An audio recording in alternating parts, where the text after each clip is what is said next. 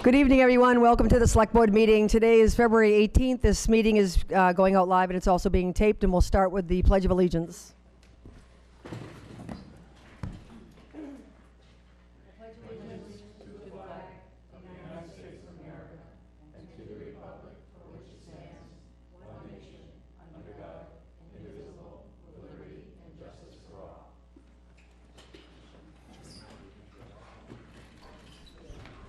John Martin's on my far right, and then Francine Tishman. On my left is Matt Rowland, Chris Fowles, Ed Gibson, our town administrator, and Kathy Ingram, who takes our minutes. So, welcome. Any announcements or any good news? Well, I just want to say thank you to the voters who voted in our special town election. It's not always easy to go out in a winter night, but our community depends on people to come and vote and make their choices known. So thank you to those of you that came out to vote. And then we'll start right away with appointments and resignations. Sharon Hart, Capital Improvement Committee. It's a reappointment, term to expire June 30th, 2022. I don't believe Sharon's here. You want to just do them all together? Sound okay? No. I do believe Daniel LaValle is here. Conservation Commission appointment to fill the unexpired term of Charlotte Axelum, term to expire 6/30/2020, and Charlotte moved to the Pacific Northwest. So, Daniel here? Oh, great. You want to just come on up and introduce yourself? Sure. So it's a speaker, and you're on TV, so thank you. Oh, good. All right, well, I'm Dan LaValle. Obviously, I live in town. I got my undergraduate degree at UMass in engineering, and I continued on to get my master's in engineering from Portland State in Oregon. And have a young daughter in town, so I'm kind of rooted here and interested in supporting the town as I can. And I think this is an interesting way to kind of get introduced and acclimated and learn about how I can help. So that's awesome. And how long did you say you've been in town?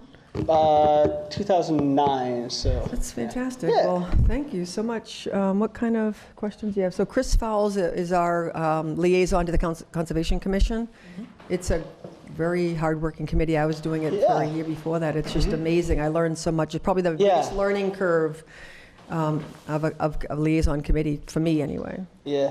If I was going to critique myself, I'd say that is my weakness. Is I feel like I have a lot to learn and I want to learn, but I'm going to have to learn a lot. So. Yeah. Great. No, I was just going to say maybe just talk a little bit about some of the skills that you bring to the thing. Now that you've heard a bit about Concom from the other night about what's involved in some of the training that you would end up going through, et cetera. No, I think having the engineering mindset and perspective is helpful in how to systematically go about and solve problems. I know that I mentioned a little bit talking about how we can maybe, I don't know the legalities of it all yet, about how to digitize some of the files that we tend to have to go find and search through, and how we could make that a little easier than having to go look through attics and basements and all this other thing. So that was one thing that struck me from the last meeting. Like, if there is a legal way to somehow make that digital and searchable, it could make our lives easier. It's something I would like to help. That's great. Yeah. So definitely have a lot of technology skills. So say in my engineering career, that's my focus, is I'm systems engineer, focus on technology systems. Fantastic. Any other questions? Or? No, I'm just sure a few other committees wish they had you as well with your skills. Oh, well, hey, I mean, I like helping people, so if you need help with something, just ask, Don't give him the impression he can only serve on one committee at a time. Multiple. Just don't ask this week, because me and my daughter and my wife are going to Disney World. So not this week, but after that. Well, have a good time, and thank you very much for stepping up. All right, well, thank you very much. Appreciate it. I get some away at Disney. Nothing gets. That's good. Great. Robert Fletcher, Agricultural Commission. I don't see Bob here. Reappointment, term to expire June 30th, 2022. I believe Michael Reed is not here, but, oh, you are, wonderful. I had heard that you were going to be coming, but anyway, Conservation Commission appointment to fill the expired term of Anthony Zahiris. Would you like to come up? I would just like to say also about Tony, he also moved, I think he moved to Germany, right. And I just want to say thank you because both Charlotte and Tony had played a huge role in helping Conservation Commission. I just want to say thank you in their absence. So welcome, thank you. All right, Mike Reed, moved in the town. It'll be 3 years in June, I believe. We're living in Park Place and loved it. It's quite nice. The condos there. And so I've been working at the DEP for Bureau of Wayside Cleanup for 27 years and retire next month. Wow. So I have some time. So I thought I would join the commission. Part of the reason for that is I was on the commission before in Northampton for 12 years. So understand the act pretty well. Though there are some new requirements and there's always guidance. The guidance just keeps coming, you know. So there's certainly things to learn. So some of the skills I bring, I went to UMass, geology, soil science background, soils comes into play with wetlands, of course. I was vice chair for 6 years in Northampton on the Concom. Hydrogeology background, so it's a lot of science background. I don't know what else to tell you. I did private sector work also, landfills and petroleum contaminated sites. So, yeah, that's about it. Wow, that's great. Yeah. Lucky us. Really. So. And how long did you say you've been in Southampton? Like, how long have you been? Well, it'll be 3 years in June. Oh, that's wonderful. Yeah. Well, that's perfect timing for us. Yeah, we love it here.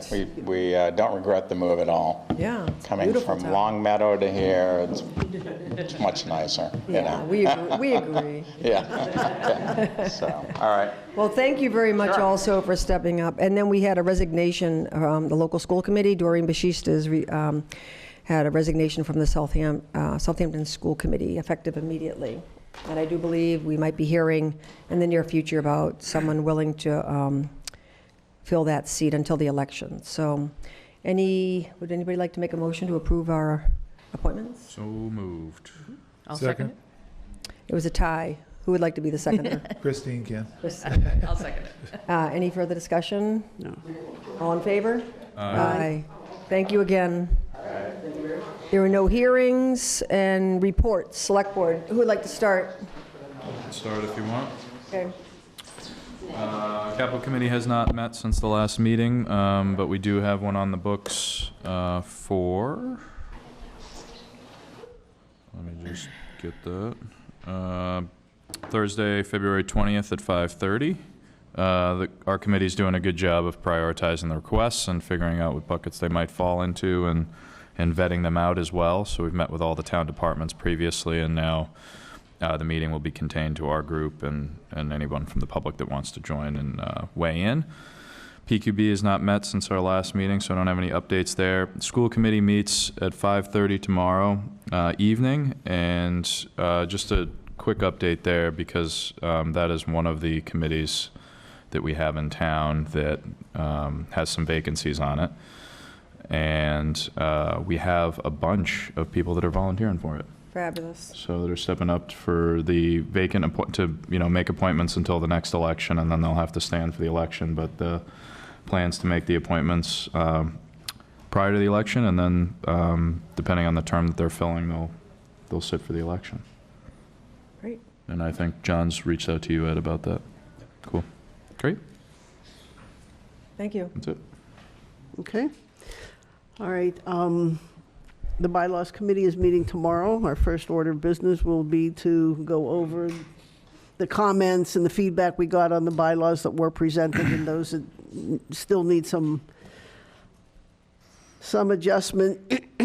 And we'll continue our work. As I mentioned there, we're about 3/4 of the way complete, but they're in various stages of completion, but we're moving in a good direction. The Master Plan Implementation Committee is going to be meeting this week to plan its role in next week's joint meeting with the Select Board and the Planning Committee on the master plan, on our first steps towards this new implementation process. And then Hampshire Regional High School will be meeting on March 2nd, Monday. And that's it. Could I ask a question about the, what you just said about the Pioneer Valley Planning Commission? Did you mention that there'll be a meeting next week with the master plan and the planning board? Master Plan, Planning Board, and Select Board. Right, but you're having a meeting before that? Our Master Plan Implementation Committee Is is just having a meeting to discuss- to get ourselves organized and prioritize. We're talking 9 people, and we all need Yeah. to make sure we're, Okay. we have everything So maybe it was outlined. your comment then. So is the plan then that the Pioneer Valley Planning Commission person will be able to come next to our select board meeting? And that, so there's nothing separate that's happening between planning and Pioneer Valley Planning Commission? It's all the 3 committees with Pioneer Valley Planning Commission. As far as the grant that was obtained? Chris can speak Yeah, to that. that's correct, yeah. The meeting that Master Plan is having on Thursday, the consultant, who's Ken Komiya, who's assigned to us from the Pioneer Valley Planning Commission, he has indicated he's available to come. So we're going to present to him essentially the presentation that Mike Rosenberg gave to the Select Board to bring him up to date on what we have done with the master plan over the past year. And then he is also available to come the 25th to the joint 3-party meeting, and he would, I think, end up being our facilitator for the process that we're going to undergo to try and figure out both a community outreach plan, but also a real action plan to make the master plan document something live rather than sitting on a dusty shelf somewhere. So, yeah. So the money from the grant that was received will go to pay Yeah. the facilitation? Correct, yeah, the money, yes, we received a grant from the DLTA, so that's the technical assistance part of Pioneer Valley Planning, in the amount not to exceed $7,500. We're not sure how many hours that gets us of facilitation, but that money doesn't, from my understanding, doesn't actually come into the town coffers. It is basically just whittled down upon by PVPC. It goes to pay their consultancy fees, is what I understand. Okay, though, even though the planning board was a sponsor of that grant, the intention is that the work of this PVPC will be for the 3 committees to come up with an action plan. Correct, So yes. it's not specific to planning No, it's or MPI. No, I mean, I think after we went through the master plan presentation, it was pretty clear that both planning board and select board had a huge role to play in any kind of future action we might Right, take, as right. well as other commissions that we'll bring in, at some point later on, perhaps. Yeah. Certainly Concom and others have got a role to play as well. But we wanted to start with the three committee focus, and then I think our meeting on the 25th, my assumption will be that he's going to help us kind of walk through a scope of work. I'm going to develop a scope of work jointly Okay. to say, okay, what do we want to get out of this as the town of Southampton? Right. And what are the deliverables we're expecting? Okay. So, What I'd like to do, if it's okay with you then, is to, the select board had all chimed in on some goals. correct, yeah. And what I'd like to do, if it's okay with you, is to send you and Francine a copy of those goals if you don't have them already, and have that be part of the discussion, because I don't know if it's just the master plan itself that the facilitator is going to be helping with, but I think we also talked about looking where they overlap and. Yes, yeah. Okay? Yeah, So sure. is that, if I send you that Sure. document? You want us to discuss that for the Well, I 20th just or want for the the person who's 25th? facilitating the thing to also have Yeah. that be part of the discussion also. For not the just 25th. Not just the master plan, Yes. but make No, sure he gets a absolutely. copy of that. Sure, absolutely. Because some of the Yeah. things that the select board had spoken up about goals, Yep. like I think John had talked about looking into the disability thing, and Yep. I don't even know if public safety is part of the planning, master plan, the public safety complex, but that's definitely on ours, Sure. as is the East Street Bridge, the East Street street, Yeah. phase ABC or whatever. Right, sure. So if that can be included in the. Yeah, that'd be great, yeah. Okay, That'd be great, yeah. If you want to send that over, we'll make sure he knows that and has that. great. Just a question to Ed. Is part of that grant money going to be available to help the open space and recreation? That's a separate, that's the, that's the No, separate vulnerability, amount? that's the MVP. That's a Okay. separate grant. Mhm. Yeah. Yeah, no, this grant is only to work Only on for the that. follow-up Okay. with the action plan. Yeah. I think Okay. $7,000 of the municipal vulnerability preparedness grant is going to It's go going to towards the them. open space and recreation plan, Okay. right? Ed? It was either 7,000 or 7,500. I think it was 7,000. Okay. Correct. Did you have anything else, Francine? I think, No, all set? I already. You finished that? Yeah. Okay, start with, excuse me, the Norris Negotiating Committee with the Teachers Union. We had another meeting last week on the new contract, and that's going well. Can't give any more details on that, of course. Finance Committee hasn't met since last week. They're meeting on the 24th, which is next Monday. Planning hasn't met since last meeting. They're meeting tomorrow on the 19th.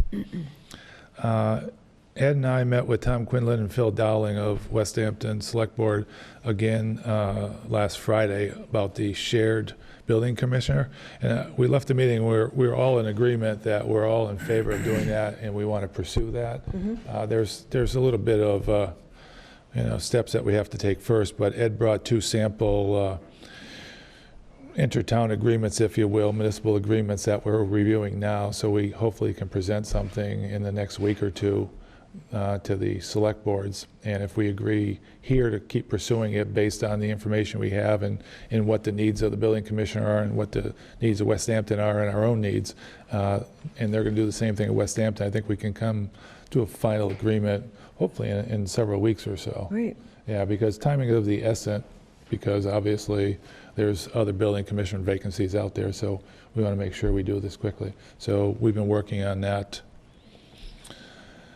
Greenway Committee, Ed and I met with Paul Fergal last Wednesday, I believe, Wednesday or Thursday, and we sat down, and 2 things that we want to look into. One is the status of the legislation to use CPA funds for the rail banking. Right. That's important if we can use that because the cost is $345,000 or so.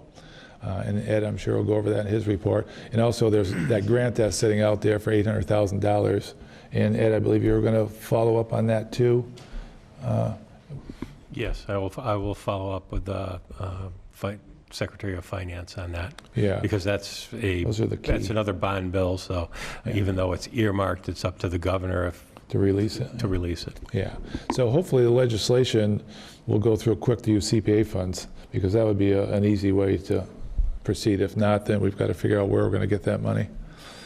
And then you asked me to look at a presentation on short-term, long-term disability, and Mr. Pettingill and Mr. Miller are here tonight to give that presentation. And that'll take place next on the agenda, I believe. That's all I've got. Great. Chris? Just a couple of small things. The Board of Assessors just met, and basically it was pretty much routine business, looking over motor vehicle excise applications as well as abatement situations for seniors and veterans, and a little discussion about the upcoming valuation that needs to be done coming up this year. The Conservation Commission met last week, and aside from talking about potential projects in terms of prioritizing what might need to be done in terms of some trail work, it was noted that Diana Fetterman had really spent the time and put together a grant application for Mass Trails to help us do a lot of improvement down at Manhan Meadows. So we'll hope that we get some positive response on that later in the summer. It'll be a little bit before we hear about that. And we were very glad to be able to receive the 2 gentlemen who were just here, who wanted to throw their hat in the ring for being members of the Conservation Commission. So we were very glad to get to meet them and go forward with their joining the commission. So that really helps. We've got 1 vacancy still, which we have an interested person. We haven't seen the application yet. And that's it, I think. So great that people are stepping up for committees, so thank you for that. Board of Health hasn't met since they met the night before the town meeting, and I reported on that. And also the Council of Aging met the previous time, but they're here tonight to report. We had a great meeting of the Open Space Committee. Kestrel, Mark Walmsley from Kestrel came, and we talked a lot about prioritizing land for conservation in town. And so it was a great discussion. He gave us lots of resources, and we have a meeting planned for the beginning of March to continue with that discussion. The hope is that we can look at our entire community and look at priority mapping based on contiguous lands that are conserved, wildlife corridor, water protection, so that we're not sort of reactive when we get a right of first refusal, that we're thoughtful about it, and that we'll have a bit of a map to go to guide us. Any questions? Okay. Ed, do we have a copy of your report? Should be on the left side of your Okay, all right, left pamphlets. side. I got it, thanks. At your place. All right, Lucy Dalton, Town Clerk, has received a letter of resignation from Aaron Kuchar for a position on the Southampton School Committee effective March 31st, 2020. I will add this to the appointments resignation agenda item for the next Select Board meeting. John Lumbrough, Chair of the Southampton School Committee, has contacted me to let me know that there are 2 vacancies to the elected office of the Southampton School Committee, which will need to be filled, and he inquired about the next steps in that process. I have informed him that as long as the school committee notifies the Select Board of the vacancies within 30 days of the resignations, which they now have, that the school committee should announce the vacancies to Southampton registered voters to receive letters of interest in filling the vacant positions until the May 2020 annual election. That those letters of interest should be shared with the Select Board, and that there should be a scheduled joint meeting of the school committee and Select Board to nominate and vote for the individuals to fill the 2 vacant positions for a period until the next scheduled annual town election, which would be May of 2020. Let's see, on the list of vacancies, there are 2 vacancies on the local Norris School Committee for registered Southampton voters until the May 2020 annual town election. We are also looking for 2 town resident voters to volunteer and serve on the Finance Committee until the May 2020 annual town election, and also 1 resident volunteer for the Conservation Commission to fill the current vacancy on that committee, and 1 resident to fill the current vacancy on the Park Commission, which would be until the next annual town election in May of 2020. We are also looking for 1 resident to serve as a member of the Zoning Board of Appeals, and 1 resident to serve as an alternate member on the Zoning Board of Appeals, and 1 member and 1 alternate member on the Agricultural Commission. The Council of Aging is looking for 2 volunteers to fill 2 alternate member vacancies on the COA Advisory Board. We are also looking for 2 resident volunteers to fill 2 vacancies on the Bylaw Review Committee, and 2 resident voters to fill 2 vacancies on the Housing Authority until the May 2020 annual town election. Town Council has confirmed that there is not a statutory reason to not hold public meetings on March 3rd, which is the special state primary for Senator Hummerson's seat and the presidential primary, or on March 31st, which is a special state election for Senator Hummerson's seat. However, the Secretary of State and Town Council do not recommend holding them on the same day as elections and making people choose between the 2. So I don't know if that will affect the March dates of the Select Board meetings or not. The Personnel Policies and Procedures Board met last week and held their public hearing to consider whether to remove the Finance Committee's signature requirement for signature from the PCF PRF forms. They took public comment and closed the hearing. The PPB board voted to not require a Finance Committee signature on these forms. The board also voted to make some changes to the PCF form to make it more user-friendly and efficient, and a sample of the new form is attached for your information. The 5-town meeting will be held on March 25th at 6 p.m. in Williamsburg at their town hall. Please send me any suggestions for agenda items and I will forward them along. The emergency response tabletop drill for a Norris school emergency, which was originally scheduled for February 6th at the town hall, was postponed and has been rescheduled due to the inclement weather, ice, and the unavailability of the school department employees on that date due to canceled schools, and will be rescheduled to Wednesday, March 18th at 9 a.m. here at Town Hall.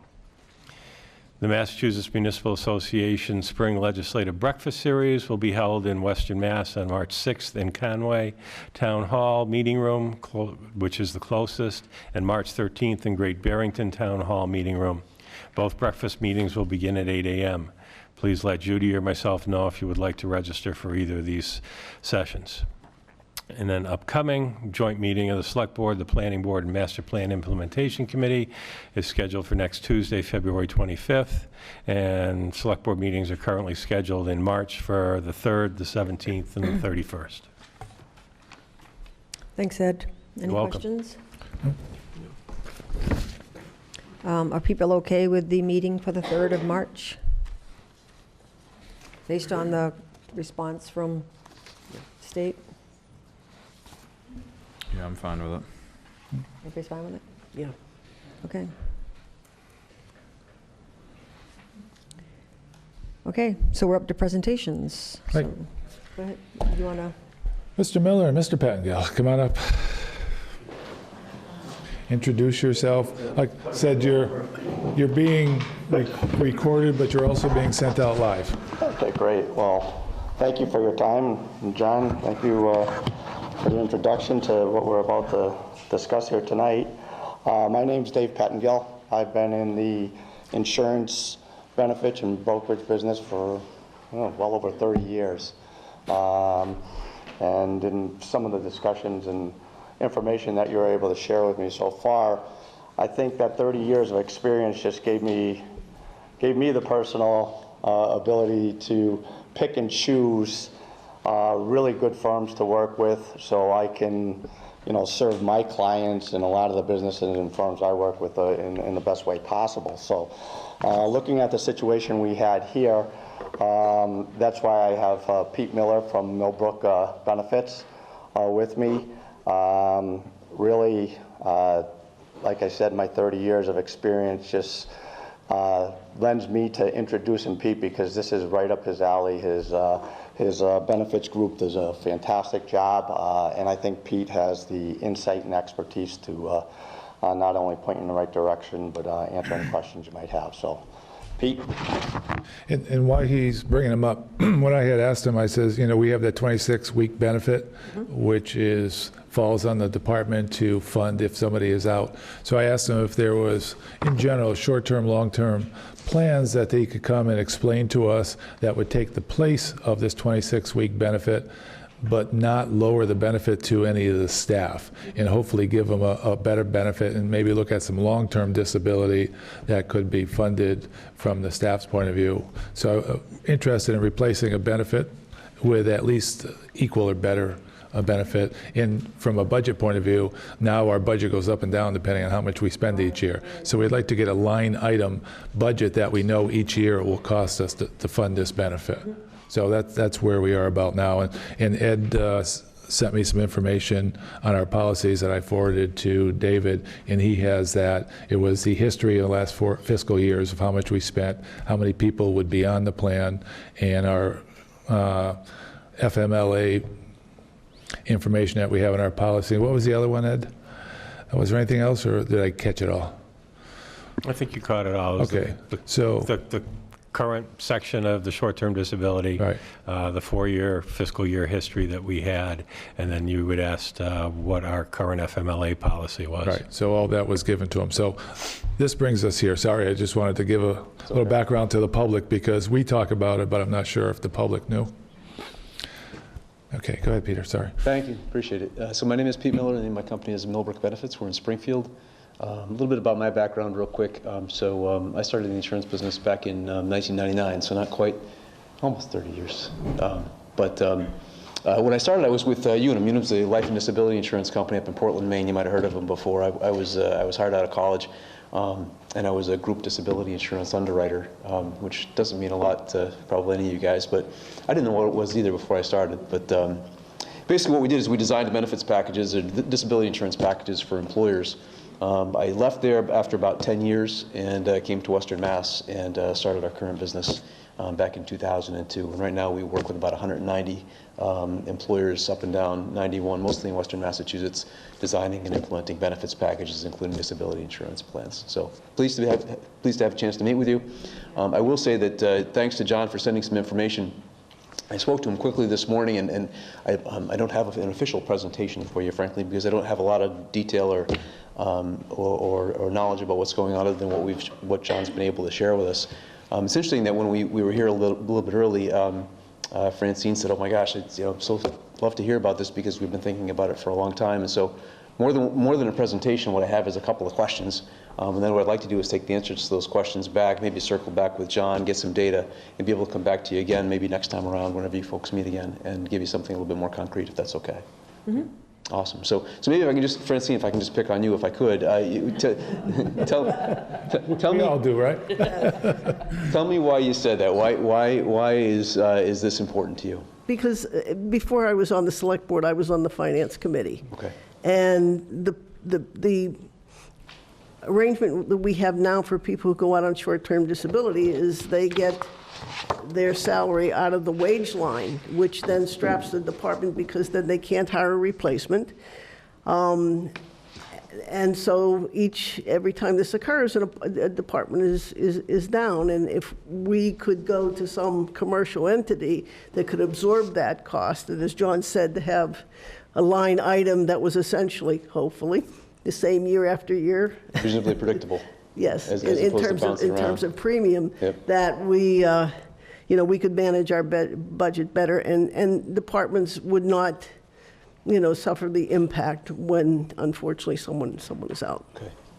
I think that makes some sense. I mean, the reality is what you folks are doing now is you're self-insuring your short-term disability plan, which isn't the worst thing in the world. Honestly, for some folks, it makes complete sense. Self-insuring in general makes sense, for when a lot of things line up. So, for example, if the potential expenses are reasonably predictable, that is a check in the right column.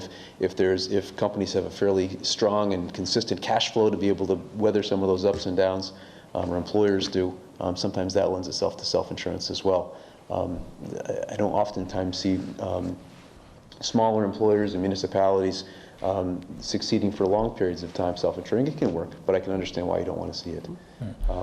You were talking about communities with a lot of excess funding. Those are other communities. They're not us. It's not you. Well, I honestly, I think it's probably most communities don't have these days. It's tough all around. I did have a chance to flip through your extended accident and sickness plan. I've got some specific questions about this. John, you mentioned specifically that what you'd like to do is implement a plan that doesn't take away benefits from folks. Right. And sometimes what I find when I look at self-insured programs, be it with municipalities or commercial employers, sometimes it's almost like trying to fit a little bit of a square peg into a round hole, because the insurance companies don't always want to do exactly what you have. So I just want to touch on a couple of things that I thought might be a little bit challenging for the insurance companies, just kind of get a sense for exactly what you're looking for, if I could. So one of the things is your plan covers both full and part-time people, and I'm just curious, how many total employees do you have, and how many of those are part-time versus full-time? The list I sent to Dave, I think it was like 39 staff members, Okay. and those were various hours, right, Ed, if I remember correctly? That would be 20 hours or more. Right. So that there would be benefited employees. Perfect. But it could be 20, 24, 30, but we don't get benefits until 20 hours. Perfect. That's going to be fine. The insurance company's going to be Okay. fine with that. Okay. So the next thing that I wanted to ask you is quickly, of the folks, do you have union people that work in the town? Are any of the town employees unionized? Yep. And has this benefit been something that's been negotiated through the union? Yes. It's been negotiated, and I don't know if we can replace it with the union folks or we have to bargain it, but, it's something we need to find out. And again, by making it attractive to the employees as well as to the town, that's important. Yep. Yeah.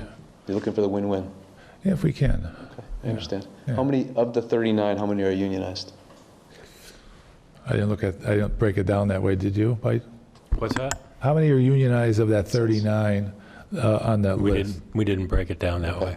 All right. We could break it down if that's important. It's the insurance companies will ask that question. Okay, Yep. we can do that, Ed and I can.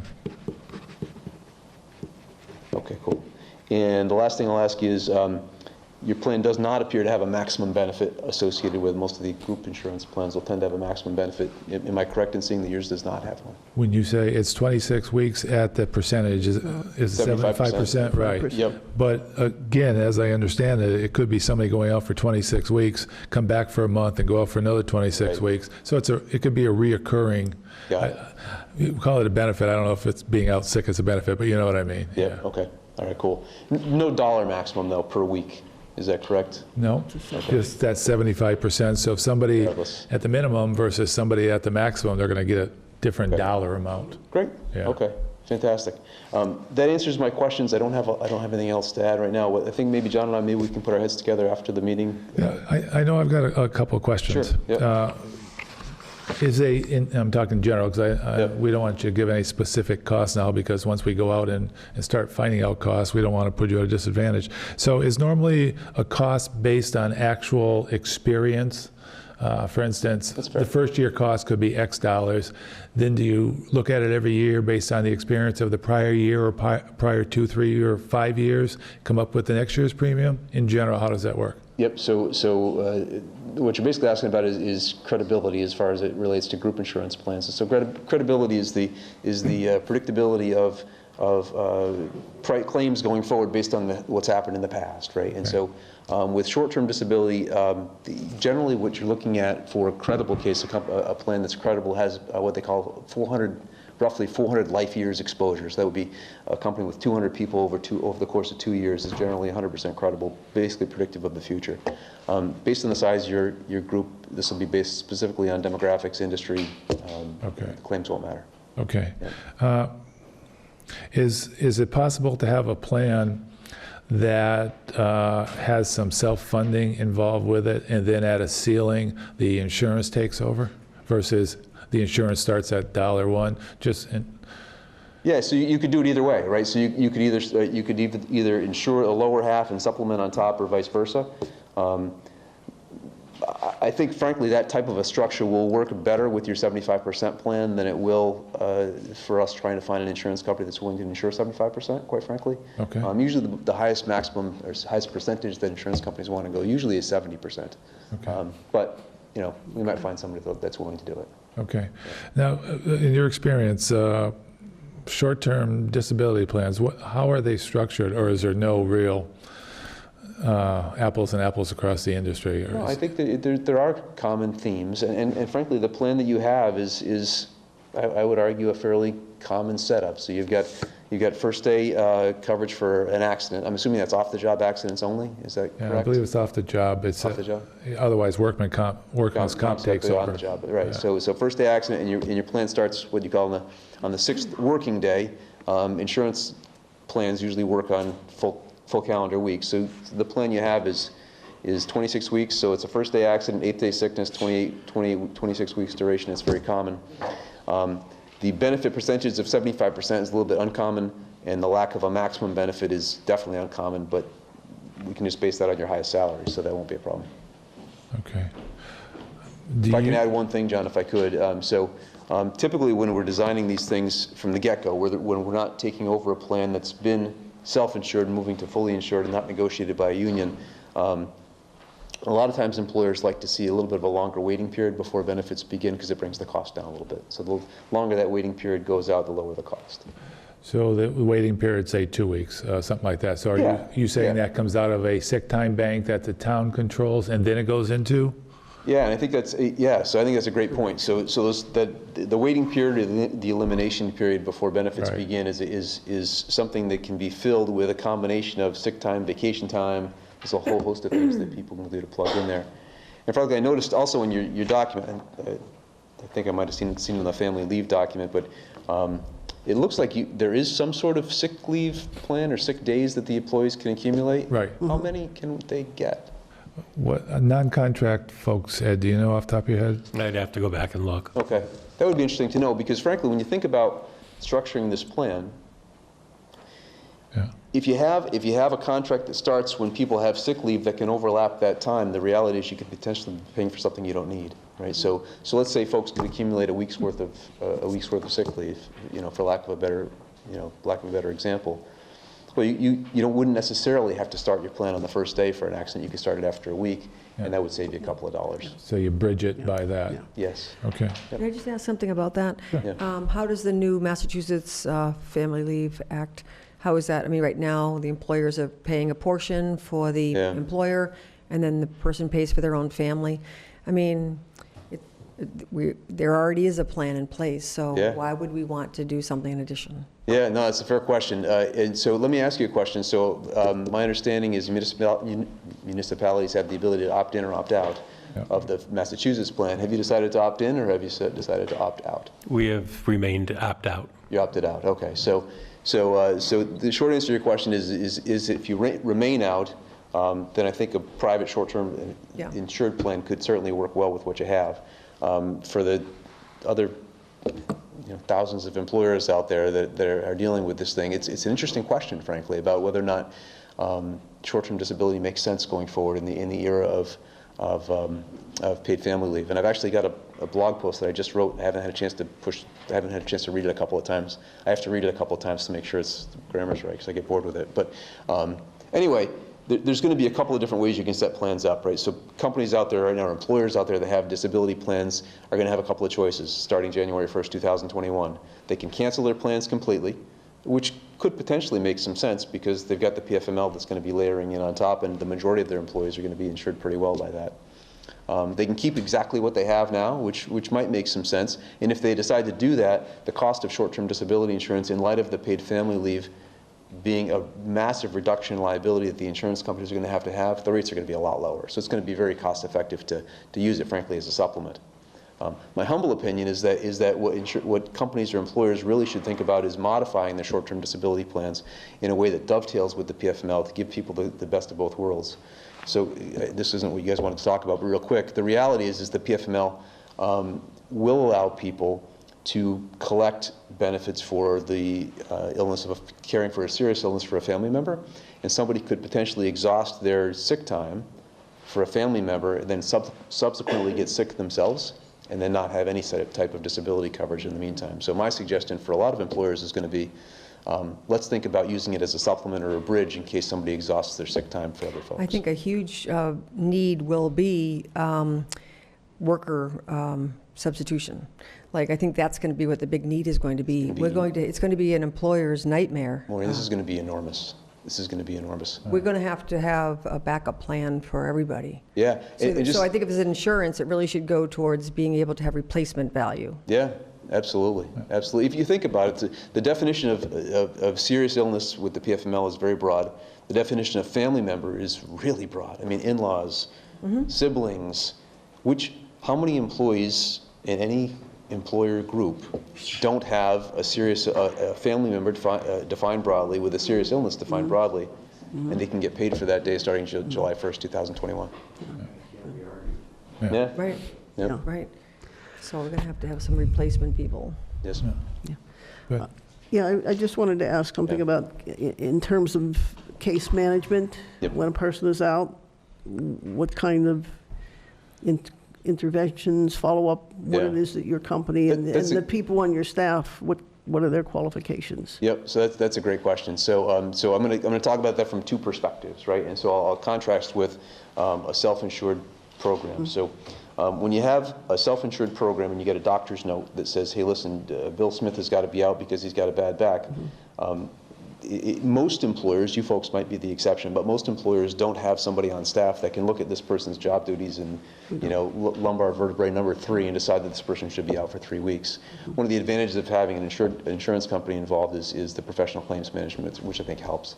Generally speaking, what happens is an insurance company will take in a claim, they'll look at age, job duties, and what the illness is, and be able to have a database that says, okay, based on these criteria, this person's certified for disability for 7.5 weeks. And they'll issue the approval. If the person is going to be out beyond the 7.5 weeks, at about week 6 or so, they need to go back and get recertified from the doctor. So that alone, I think, could help control some of your costs for claims, but the reality is if you insure it, you don't have to worry about it because it'll be a predictable monthly expense. From our perspective, as an insurance advisory firm, I'm going to tell you that, so I've been doing this for almost 30 years. Most of my employees, I'd say the average time in the business is over 10 years. We've had an enormous amount of success with disability claims advocacy for our employers. So anytime that there's a situation where a claim is been denied that we and the employer think should have been paid, we do a really nice job in trying to make that, turn that around. I'll give you a quick example of that. We had a situation where we had some disability claims are easy. I'll just start with that, right? So a paraplegic, a heart condition, pancreatic cancer, it's obvious, right? This person should be paid, and that's the end of the story. But if somebody has, radiating lower back pain and they can't come to work because they say they have pain, but there's no diagnosis that can prove that it's there, no x-ray that'll show it, that becomes a little bit more difficult. I had a situation where there was a claim like that, I actually had two different types of disability insurance on the same person. There was a basic and a supplemental. The supplemental paid, the group plan did not pay, but at least I had something to hang my hat on with respect to the supplemental and say, listen, there's something going on here.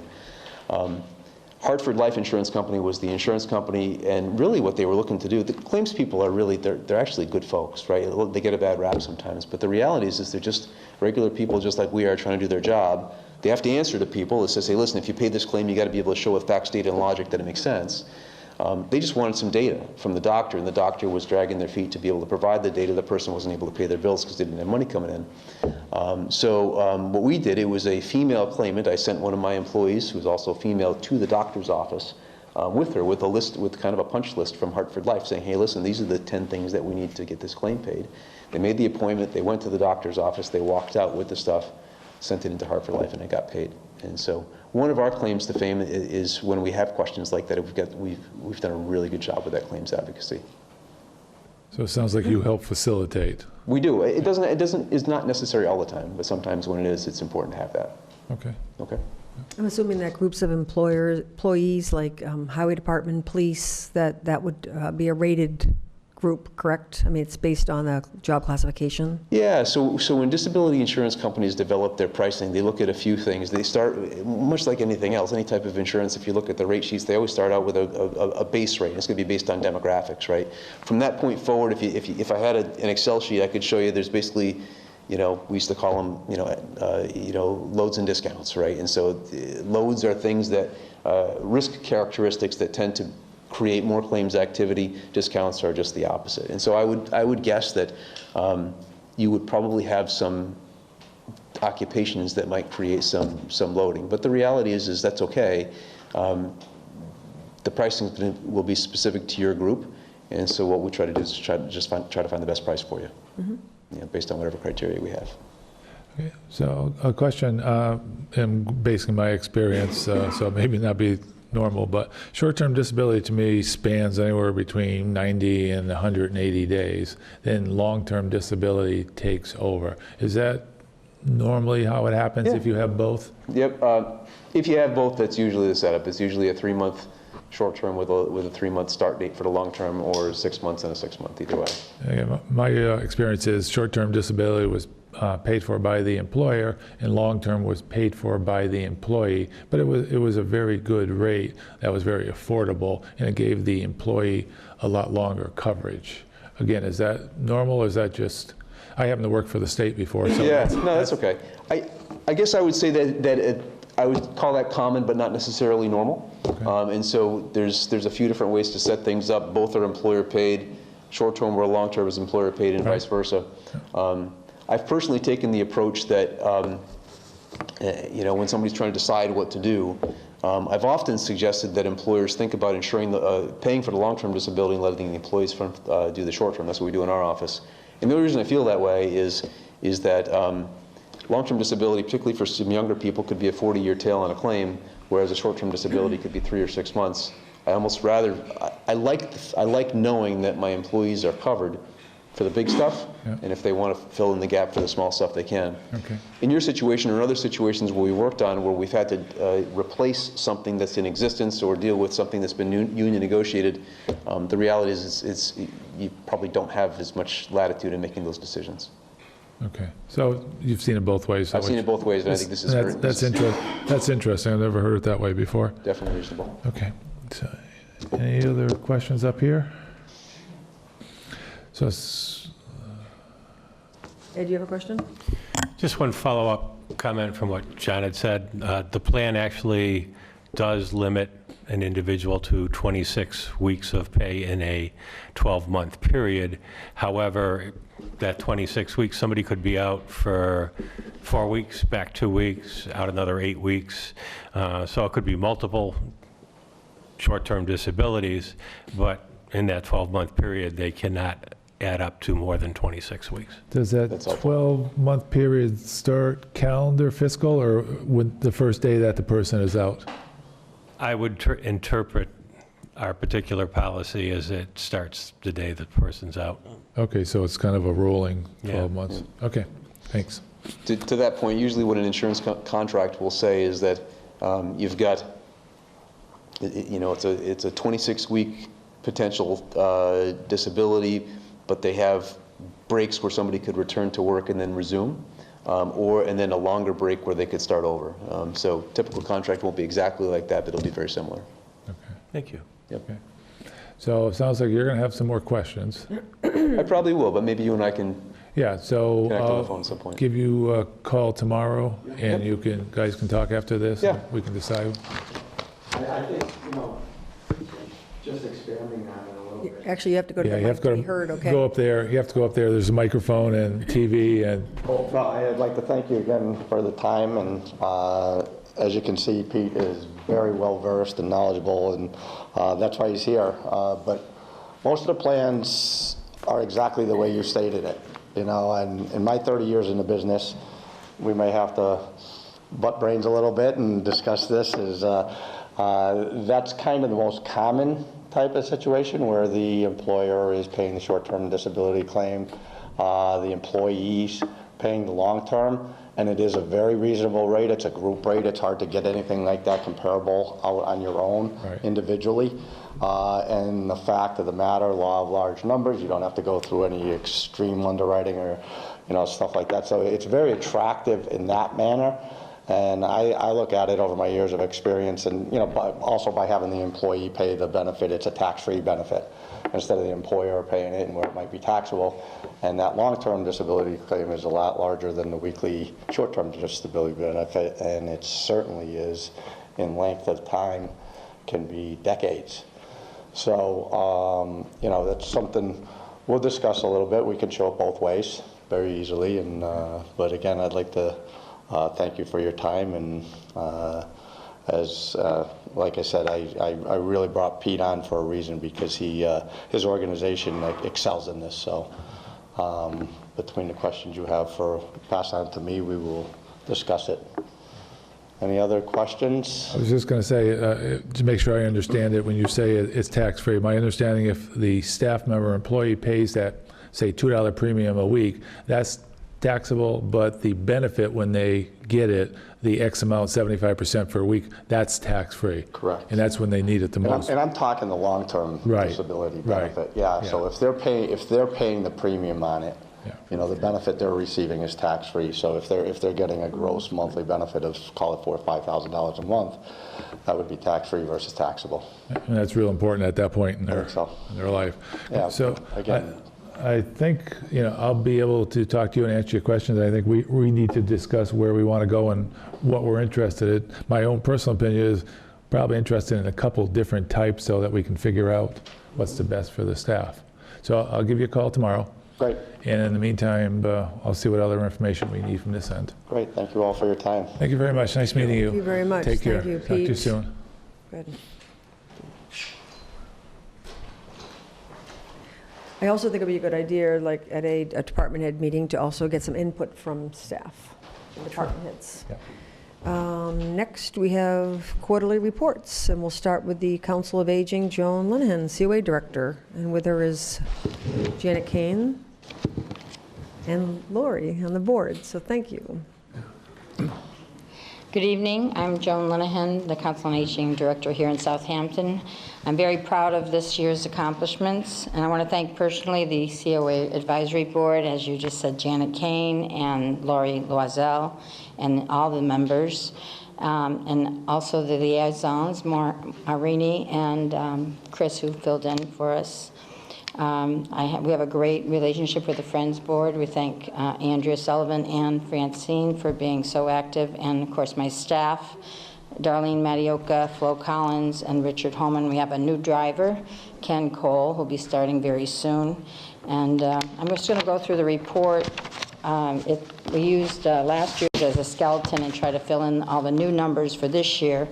So we're running about 32% of people over 60 in our town. Of course, with the new census, numbers should rise, and we'll have some a new census where the 2020 census, where we'll be getting our funding from, as we do every 10 years. I have a multitude of hats I wear, and I gladly do that to keep the department running smoothly. I am Serve Safe, as is Francine, and we do have a lot of programs that we offer to our seniors. One of the ones that I did leave off on the report was the property tax work-off. There's 5 people that are currently involved in that. Some do work at the library, and there are a couple that work at the senior center. But we try to make the Council on Aging very warm and inviting environment so that our folks will feel like coming there. I'm currently completing my Massachusetts certification as the director for the MCOA, which is due on March 1st. And it includes some of these reports and some of the surveys. We've increased our foot care to monthly. We have a new program through the Triad. The Triad is our safety program with the fire, police, and the Council on Aging. And there's lock boxes that our seniors can sign up for. We have 20 free ones right now. 14 of them are already claimed, but we do have a few more, and I think we could get more funding. The funding did come from Triad. We have a new Shine counselor. She's newly trained. She's helping a lot of our seniors with their insurance needs, especially during open enrollment. You know, our services like fuel assistance, food assistance. We're working with the cupboard in town for publicity and trying to get people to know about their twice a month on Saturdays if people need food assistance. So this past year, and I'm talking not the fiscal year, but from January to December, we had 366 seniors active in the center. That's about 20 a day some days. Our most prominent groups are our lunches, which is only once a month, 8 times a year, I believe it is, but our holiday lunches are very popular. We have about 50 people. Our holiday tea and our teas, we've had about 50 people. And I've been working on a lot of extra grants that were offered to us through MCOA, the Highland Valley grant, which is every 3 years. We applied for, unfortunately was denied. We're trying to get an outreach worker. I did another grant through the Cooley Dickinson community grants for $5,000 to get a part-time outreach worker, and was not successful in that. So we'll be looking towards next year to try and increase our hours, not only for myself, but for an outreach worker. I want to go over some of the great programs that we had this year. And if you saw our January newsletter, the picture was the pickleball group. And they're at Norris School on Sundays, and they're very dedicated, and they loved being outside, but in the winter, I'm glad they got to continue their sport. You know, last summer, very hot summer, we painted lines, and they drag the equipment there every week on Mondays, and there's a great group, up to 20 people that are involved, and I'm really excited about that. We have a Spanish class that was well received, and it's continuing this year with our Volunteer of the Year. He's doing it for free, and he's added the video dimension. He got a cord so he can work from his computer to the large screen, and it's a great group. We added Tai Chi on Mondays and a Zumba Gold class. So we have all the regular things that they've been had. One of our big occasions is our Go for Life Family Fun Walk. It's an intergenerational program. This year we hope to move it to August to celebrate Southampton, so it'll be in combination with them. We'd like to see more scouts and students be involved. Of course, our transportation has been always a challenge, and you may be aware that our driver is out currently, and we hired a new driver.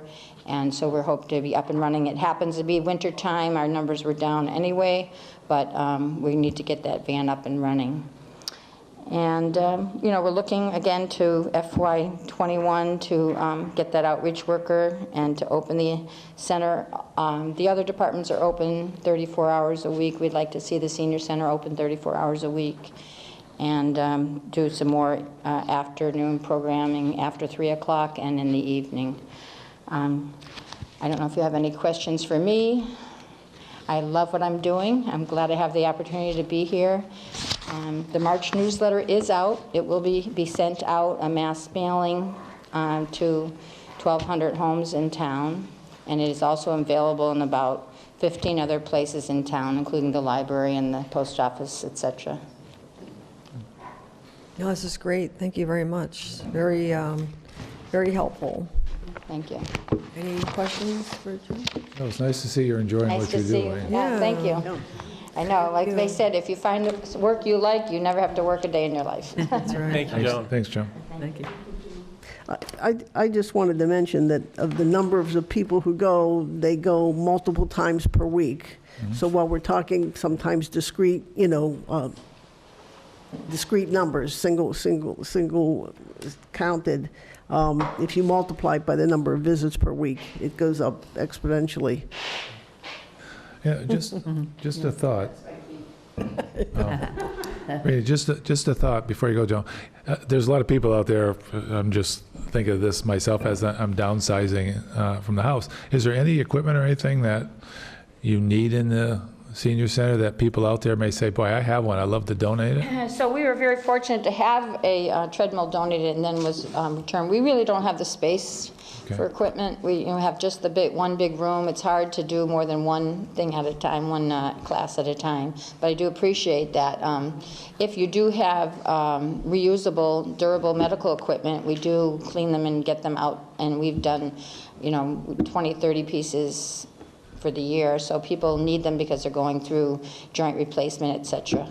So I would say there's no physical donation, although we do have our big tag sale in May. So if you want to do some house cleaning in April and donate whatever you have, we'll be glad to take it then. So let me ask you a question. What's the time frame for bringing equipment in that you're looking, like durable medical equipment? I know I have several pieces I want to donate. Sure. Well, we're open Monday through Thursday. So anytime you're open? Anytime we're open. Okay. We'd be glad to take it, even if it gets to the hallway. It's all stored in the basement, so we can move it to the basement. Okay, I'll drop it off. Thanks. I just want to mention, one of the challenges is the fact that we only have one room, so only one activity can occur at any time. So it kind of limits the amount of programming that's available just because there isn't sufficient space. So, on my radar screen and wish list would be that at some point in time, we're able to acquire a larger facility that better accommodates the town and allows multiple activities to go on simultaneously. I will say, even just having the Shine Counselor monthly, I do have to vacate the office so she can have a confidential meeting. So there really isn't enough office space or enough space to do multiple activities. Okay. I just want to mention that it's in the report here, but the trips have been very, very successful, and there are a lot of amazing trips that are planned coming up. So people should check in with the Senior Center newsletter to see what's available, because there's a lot of really wonderful trips. And I just also wanted to say how important it is to go to outreach to people that don't get out at all. It's just really common, and I think whatever we can do to support having an outreach worker, I think in a senior center, is extremely important.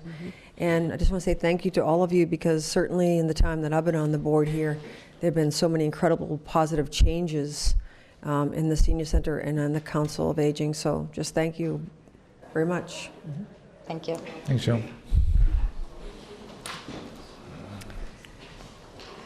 Now we will have Barbara Golden, Library Director. Hello, I'm Barbara Golden, Hi, the Barbara. Director of the Library, and I'll try not to wrinkle the papers too much. So I'm going to start with the building, trying to organize my report. The Capital Improvement Committee has given us money for a new roof, and Ed says it'll probably be March or April, and we won't have to close, and it'll take about 2 weeks. And it was La Rochelle Construction Company. Their quote came in less than was put aside for us by the Capital Improvement Committee. The HVAC system is working very well. We've had, some issues, as everybody does, but it's been really nice. So the meeting room is used a lot, and SYA uses it, and Open Space Committee, Girl Scouts. So we're happy about that, and I organize that because if it's more than one person doing it, it gets confusing. We used to have 2 bookings, and actually there's so much use that a lot of groups have to meet in the back of the library. We get tutors, and they often meet, in different spaces in the library. But if the meeting room is open, we let them use the meeting room. We also have a woman who uses it regularly. She does Irish. She's learning Irish on a computer. There's a group of people that donated the computer, and I forget the name of the program, but she uses it a couple of times a week in the meeting room, so it gets a lot of use. You mean for Gaelic? Yeah, and it's a typical program. I think it starts with an R, but I can't remember the name of it for language. Oh, okay. Yeah. Rosetta Stone, thanks. Yeah, and there's a group of people who donated to us, and Lilly Library also has it. So. Right. And we have a sign. You know what I've noticed is people don't notice flyers. It's like we have flyers all over the library about different things, but people don't really seem to notice it. So we have to sell things verbally. We have a new workstation in the office, so that Lisa, who does technical services back there, can do her work, and other staff members can, say, check in a whole bin from interlibrary loan. We got the computer through Baraniac Fund, and we were able to get a new color printer, a new scanner, a new receipt printer, so we're very happy. And the workflow is much better. We've been working on policies which also have to do with the building. There's a policy committee of the trustees. So we've done the art display policy. We've done taking photography and films in the library, and a lockdown policy. I met with Chief Illingsworth, and so we're working on that. And a lot of libraries have to have lockdown policies now. Let's see, what else on them? I think that pretty much covers the building. So the building's in pretty good shape for 22 years, and a lot of people still think it's the new library. It is. Can I just make a comment that Yes. the funds for the roof, it wasn't the capital committee that gave the money. It was actually the voters of Southampton that Thank voted you. at a town meeting. It was an article in May of last year, and it was to transfer coming from capital stabilization. So I just wanted to make that point, that it's the citizens that supported this. The capital committee makes recommendations. Yes, and we're very grateful for the funds. And the previous year, it was the HVAC upgrade, which made a huge difference. So programming, that's a big part of our library is programming. And we have a book club that Johanna, the children's librarian, leads the last Tuesday every month. She has a regular group of people, 10 to 12, and they have a good time. We hear them laughing in the back of the library. I have a new book coming out, so we're going to have a book launch on March 2nd. This is the second book launch I've had at the library. I've had one 2 years ago. So that's going to be fun, hopefully at 6:30 on March 2nd. There's a chess club. Johanna's been running it. It's adults and children, and that's been well received through the winter. So it's the first Tuesday night of the month, and she has a man named Andy Morris Friedman who runs it. And there's regulars, and they actually would like it to continue all year. Another program is Climate Change in Your Community. We were contacted by the Kestrel Land Trust, so a University of Massachusetts professor is going to talk, Scott Jackson, and he's been at other libraries, and people say he's very, very good speaker. The Friends continue to meet on the third Thursday of the month, and they're running a book sale in May, as usual, and so we're collecting books and DVDs, but no textbooks or encyclopedias. They ran a very nice Wine with Friends event. They've done it a few times, and it was just very pleasant, about 40 people. People had a good time. It was a nice conversation. It was a chance for people to talk and a relaxed atmosphere, and that was January 31st. You were there, right? Yes. Yeah. Story Hour continues every week during the school year, and Cindy Diamond, I think she pronounces it, who used to teach at Norris. She draws so many people, they just flood out of the meeting room. It's like 40 or 50 people every Wednesday. Parking lot's totally full. You have to park in the, Conan Park if you come then. And that's paid by a group called the Collaborative, which is the 5 Hampshire regional. So that's nice because we don't have to, pay that out of ours. And they also provide us with materials and rugs and things like that. So that's been very popular. We have an annual Valentine's Tea, which was actually started by the previous, or maybe before her. Berkeley used to do it, but Johanna's picked it up. And that also gets about 50 people. And this year, Johanna wanted somebody like from Frozen, like Elsa or Anna, but she couldn't pin down, a regular performer. So then she thought of Electra Neary, who takes ballet. So she came, the kids loved it. She was in her ballet outfit with her magic ballet shoes, and she couldn't dance too much because it was a small space, but it was really fun. And Lindsay Sabadosa read a book, and there was tea and cookies. So that's really, and they dressed up like princesses and knights. So another fun thing has been wine and books at the Glendale Ridge Winery. We had Judge Ponzer, which was about 50 people also. So it draws from the library, but also draws from their list and the author's list. So we're going to continue that. We have a suffragette program in April. I have the date, if I can find it here. And then we're going to have other authors. I'm trying to get Ben Brody, who was written up in the Gazette recently. He served in Iraq and took photographs in Iraq and Afghanistan. So we're looking to continue that series because it's been really successful. There's a writing group that meets every Tuesday morning. So that's some of I didn't go back through the whole year, I just went through the last few months, but programs that bring a lot of people in. Some people who don't, wouldn't come into the library otherwise. Let's see. So another thing I wanted to talk about was something to do with the budget, which it was something I wanted to alert you all to. I know Ed knows about this. Thank you.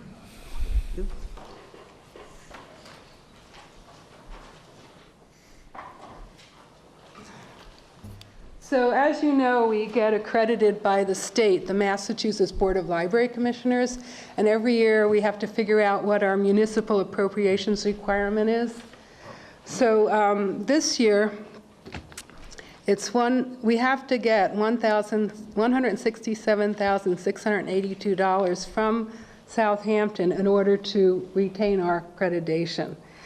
And I know Ed asked for a level-funded budget, but this is more than we received last year from the town. It's $1,547 more.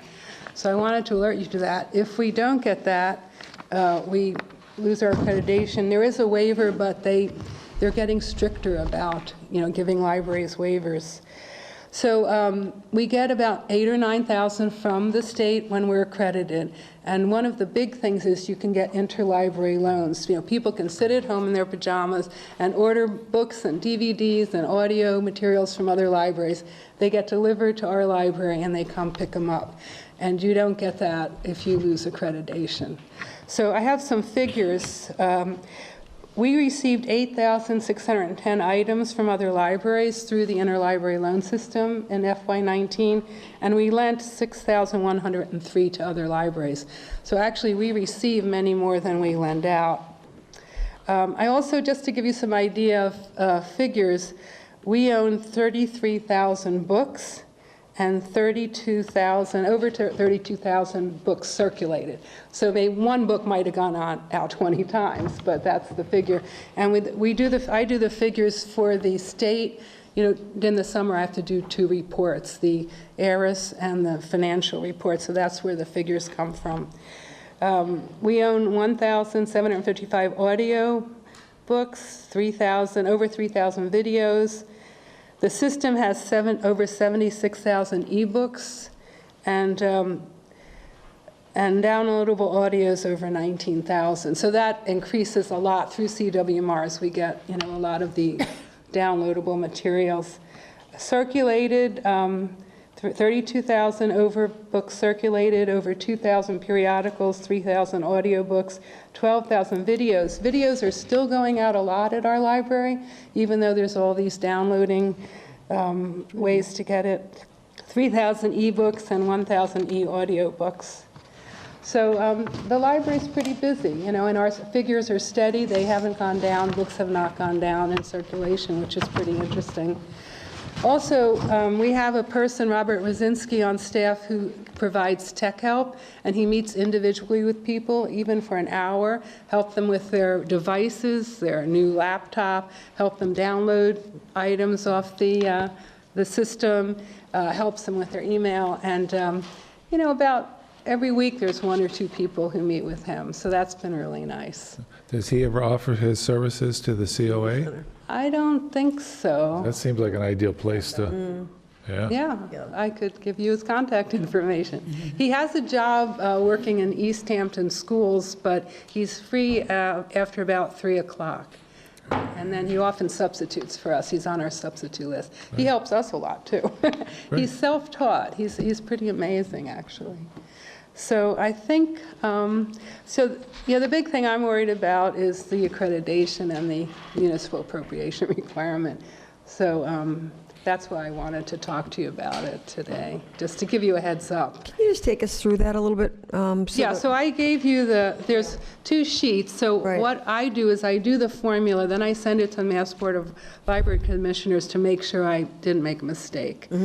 And so on one of those sheets, it has the formula, and then on the other one, it has the woman at the Mass Board of Library Commissioners saying that that it was right, but you have to round it up. So the figure that we should be budgeting in order to maintain accreditation is $167,682. And the budget for FY20? I think we asked for maybe $20 more. You know, it's I do have it. If you want the do you want the budget? Right there, 163,909?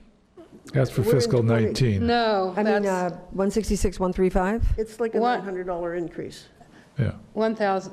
Well, the way they figured is they take the last 3 years and add it up, divide it by 3, but then you times it by 1.025. That's only 2.5%. So what we need is 167,682. I put it in yellow. Right. I did bring copies of the budget, but I don't know if now's the time to talk about it. It's still, you know, It's in still in the process. process with that. Yeah. I'm just curious. I just wanted you to know about Yeah. what the municipal appropriations requirement would be to keep 15, accreditation. 154611 is the increase. Yeah. Yeah, 1,547. Okay. Yeah.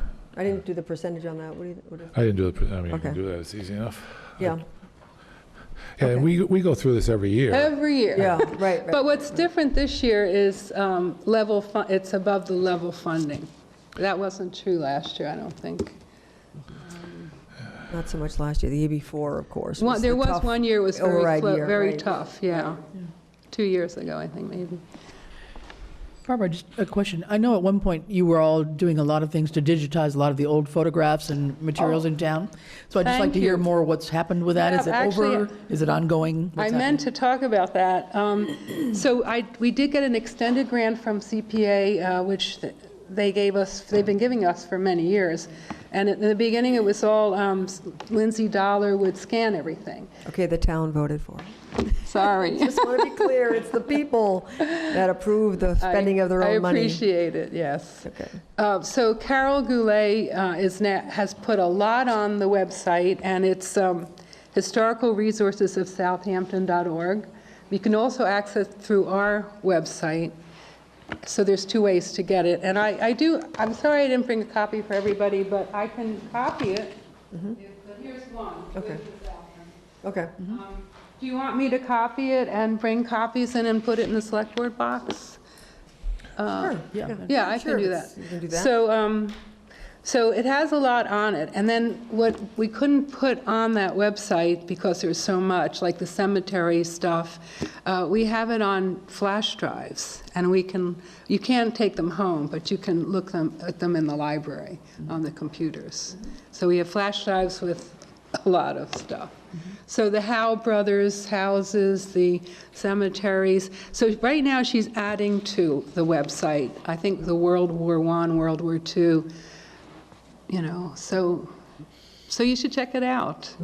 And yeah, I think and also we hired Ann Campbell, who's a web designer, and she lives in Shelburne Falls, and she redesigned our website about a year or two ago. And she's the one who designed the Southampton resources, historical resources of Southampton. So the library pays for the monthly fees for each of them. It's not a lot. And if we need things to happen to the website, she can do it. But Johanna actually does a lot on our library website, and Carol does a lot on the historical website. Good. Yeah. That's great. And I do have figures on attendance. The total attendance is estimated at 24,000 a year, so that could be one person coming in every day, which actually happens sometimes. 1,492 people attended children's programs. We try to do a careful count of that. 1,396 people attended adult programs. 77 people volunteered, which is a lot, and the total number of volunteer hours was over 2,000 a year. So these are FY19 figures. So, and thank you very much to the townspeople for supporting the library. We really appreciate it, and we love working there. The whole staff is working very well together. Sounds like you're very busy and you have some great programs. Yeah, we try, and we're open, and we're also planning summer reading programs. I forgot to mention the Cultural Council did give us a grant to the youth department to do the kickoff, which is Lee Lin, a Chinese acrobat who libraries love. I mean, she gets rave reports. Last year, Johanna brought in a magician, and they gave us money for 2 museum passes. We have more than 2. The Friends pay for 2, and then we have the Clark Art Institute, which is free, and Deerfield Museum. So we have a number of passes, and we're grateful to the Cultural Council also for that. So we are planning next summer, and it's Imagine Your Story. So they give you really big slogans, so you can kind of almost do whatever you want. But the theme is Imagine Your Story for next summer. So we're already planning. Excellent. Okay, any other Barbara. questions? Thank you very much. Thank you. Appreciate That's it. great. Thank you, Barbara. Thanks, Ed. Great, good job. Next is planned to be the tree warden. I don't see Ron Lauren here. No, I wasn't sure if his schedule was going to allow it or not, so I told him I'd just leave it on here, and if he could make it, Okay. that's fine, so. Okay. I think it'd be great to hear from him, so if it doesn't work for tonight, maybe we can actually arrange another time soon, because we just did approve additional funds for him, and I'd just like to hear what's up. Yeah, and the other one that would have normally been scheduled tonight was emergency management, and he had a conflict this evening too, so he just sent me his schedule for the next month, so we'll try to get him in, and maybe we'll get both of them in on the same night. Okay, that'd be great. On to old business. The first is East Street Bridge, Mass Works update. Any updates? No, and the next update I expect to hear is once they get their comments back from Mass DOT, which they haven't yet. Okay, and that was supposed to happen pretty quickly, right? It's supposed to happen within 30 days of them sending it to it. Good. Okay, next is the Easthampton Media contract renewal discussion. This has been on our agenda for quite a while. We've had communication from our attorney since the last time we met, and we also got a copy of some financial documents from Jen, so thank you for that, and hello. Yes, hello. How are you? Good evening, I'm good. Good. Where do we begin? I think we last left off, Ed had sent me the red line contract from your lawyer. And you know, what we're trying to do here is sign a mutually beneficial agreement so that we can run your PEG access services. It's not really a new relationship here. We're just trying to continue the relationship we have and make it official because the last contract expired before I was hired. So going into the contract, the questions I had, you had in section 3, indemnification. That was one thing that was concerning to our board of directors. So I just want to understand why we indemnify the town, but the town won't indemnify us. Indemnification under the state comptroller is illegal for municipality to. You can put something to the extent provided under Massachusetts law, Okay. and that would do it. Okay. But technically, you can't indemnify. Okay. I'm not a lawyer, so I'm just trying to understand, but that was just a concern. So that's fine. What else? There were a couple other things. One of them had to do with sort of the pretty full paragraph about payment. Yep. That was current in ours, but not in the Easthampton one. Yep. There's some question about whether that kind of strong language was really necessary, and I think we did get a comment about that back from. What section are you talking about? I'd have to, let me just, 13? section 13? 13D, Section I 13 think. is the funding, yeah. Or the funding for the PEG access, 13. Section 13? Yeah. Item D. Yeah, Funding, I right. think it's the second paragraph. 13D you're talking about? Okay. I mean, that was put in there because it's standard. When you don't pay a bill, you usually pay interest or some kind of late fee. But I don't anticipate that happening because the payments have been coming in pretty regularly. It's just a standard contract language. The easy answer to that is that's an indemnification clause. That's why you can't do it, because there is no set dollar amounts, limits on here. If you put something to the effect that total cost not to exceed $3,000, then there's a set amount. If there's no set amount, it's an open indemnification clause, and it's the same thing as the other indemnification. Okay. Okay. What else? The other one was, of course, the 5% that Easthampton withholds for payment related to the PEG access from the municipal side, and that was something that has not been in ours. And so we got some documents from Ed. And Ed, can you just walk us through a little bit of that? Let me just bring up, because Sure. I looked at it again this afternoon, and I just need a little bit of, is it before the contracts or after? Before the contracts. Yeah, so if you could just take us through all the highlighting and all the, Yeah, and I noticed, while I did send it in a separate attachment too, the one in your package, the highlighting, when it got scanned, did not come out well, so. okay. So if you look at the PEG programming grant with the account number 245-100.019, I'm looking at the first one that says PEG programming 015-175.703. Page 1. That's the first page right after the resignation letter from school committee. Yeah, I see that. Yep, and that one, to my memory, does not have any other payments other than right to Easthampton Media. And this is the account that we've used since we've changed from the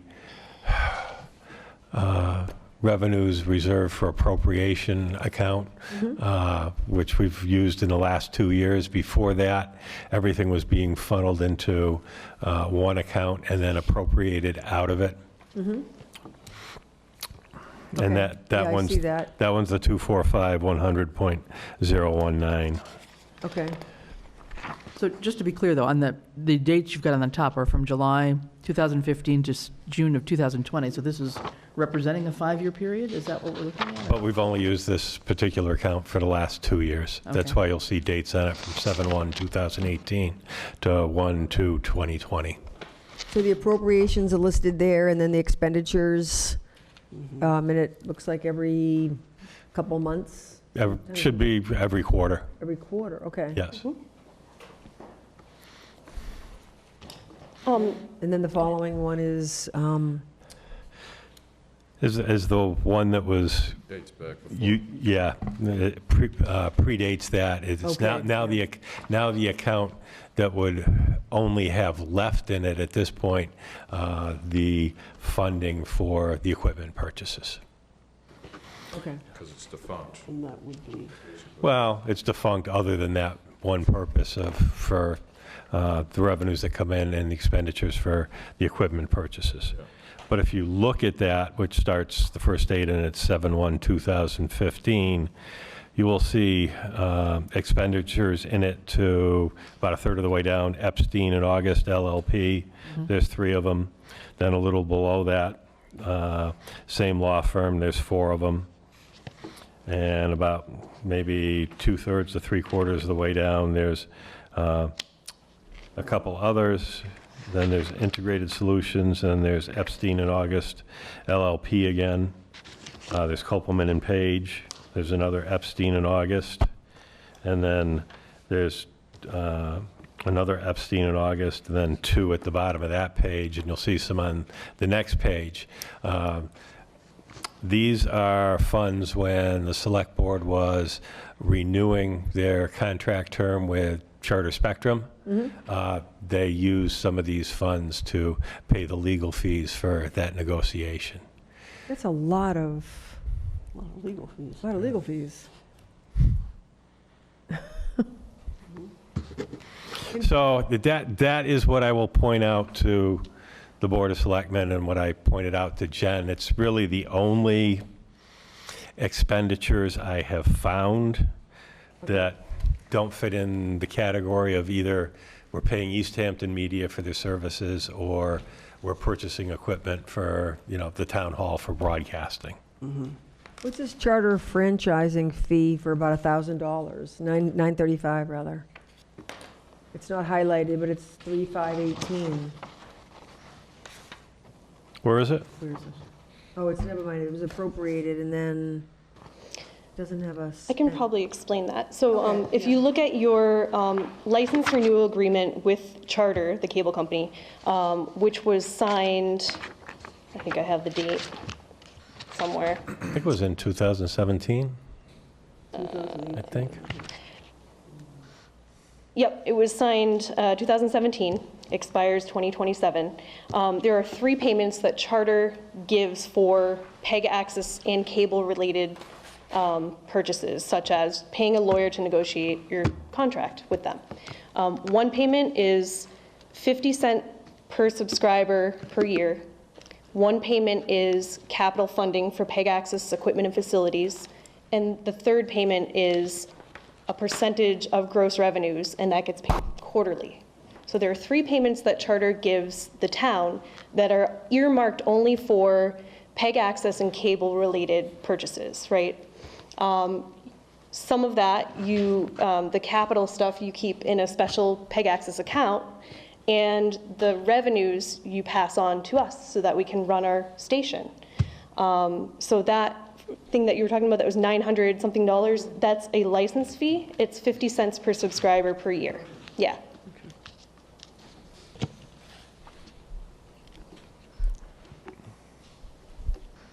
And all of that is laid out in the license agreement with Charter and the town, if you wanted to look at that. Yeah, my question, I guess, Ed, would have to do with section 13 on funding. The 4th paragraph down, we talk about when there's a disruption in service, that any, I guess, consultant or anyone else would be brought in. The experience we just had this past year, that the bill then comes to the town.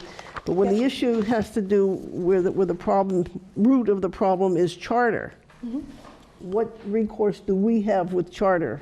That's in your Charter license agreement, Yes. which has nothing to do with us. I know that, Yeah. that's what I'm saying. We need to, In your Charter license agreement, you do have the ability to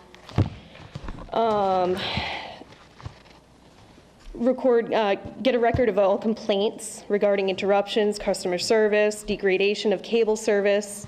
So you can contact Charter and get that information and work with them. We've been doing a lot of that, but just for goodwill, we want to make sure that what we send over their airwaves is working. So we do a lot of calling to Charter and talking to them. In fact, Thursday I have to meet with a technician at Norris School because we were having trouble with that signal. But you do have that ability in your license agreement. And they will send us an annual report that's supposed to summarize all those issues and resolutions.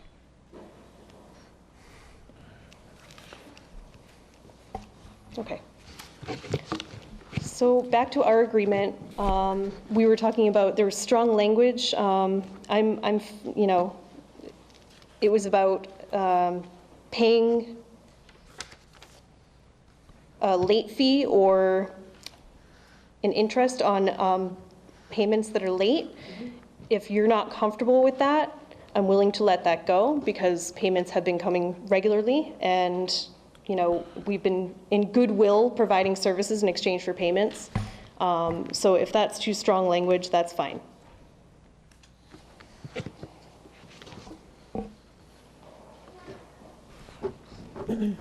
What other questions? Yep.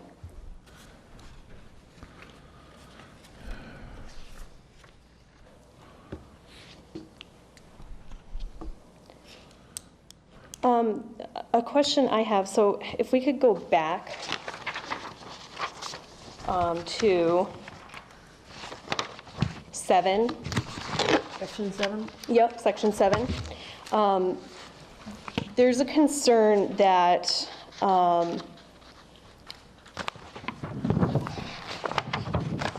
sorry. The equipment and facilities section? Yep. Section 7B, except for PEG access equipment installed in town buildings, Easthampton Media shall own all equipment and facilities acquired by it. So my concern and our concern as an organization is if we don't own the equipment that's in this building, how are we expected to maintain and operate it? And how are we expected to insure it? Because we're supposed to insure all the equipment that we own, but if we don't own this equipment, who is insuring it? The Easthampton and the Northampton agreement that I've seen, they own all the equipment purchased with these funds, unless the agreement is terminated. So I just wanted to understand what the thought process is behind the town owning the equipment that we're supposed to operate that's in this room. And especially since it says it'll revert upon termination or non-renewal. Right, so if we were to terminate or non-renew this agreement, we would return that equipment to you. But until then, I don't know how I'm able to insure equipment that doesn't live in a building that we don't own and that we don't own. You know what I mean? I want to insure the equipment, and I want to be able to maintain and operate it. You can't insure equipment you don't own. Right. Yeah, I mean, I personally don't see a big issue with this. Well, I would say that the equipment is insured under our blanket policy. Do we have a policy, though, or are we? We do. That will do this? I mean, yeah, I mean, I'd have to upgrade it with the new equipment that comes in because of the value of it, but we do have a blanket policy. Yeah. So does that mean our costs are going to go up in the budget for Correct. insurance? Correct. Yeah, so I mean, would it make sense to have us own all the equipment purchased with these funds, and then if the agreement were to be terminated, return the equipment? Does that make sense? Or can't we just contract? Let me see. Well, I'm at a minimum, it would have to be something like that, because I would say, how can someone else own equipment that the town purchased with town funds? Yeah, right. And it does say It'd have to upon be a subcon. termination or non-renewal. And it's almost It says that What Easthampton what section are we Media at again? Just let's We're in, clarify. Section 7B. I can't see where the ownership is. it says right there. 7B, 7B. except for PEG access equipment installed in town buildings, Easthampton Media shall own all equipment and facilities. So what's installed in town buildings belongs to the town. Yeah, Is it- so that's any what of the this stuff in is this saying. room, any of the stuff in the meeting rooms, yeah. Yeah. I'm just making a point because the agreements that I've seen at other PEG access stations is they own all the equipment. Okay. In the event of a termination of the contract, they return the equipment. So let me talk through this thought. Maybe it'll help solve a problem that we seem to be having, is getting these things replaced. Because if we own the equipment and we're spending the money, we've got to go out and do a bid. If you own the equipment, could you then take the money, go out and do your own bid, supply the equipment, get it installed? Yes. And it would make the process a lot easier?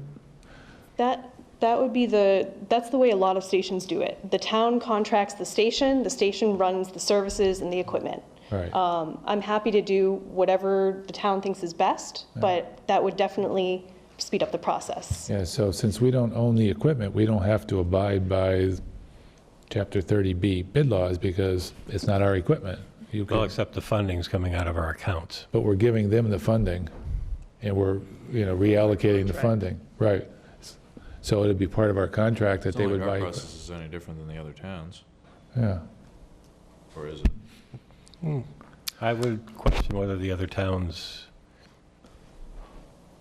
or how you would word that contract so that were true.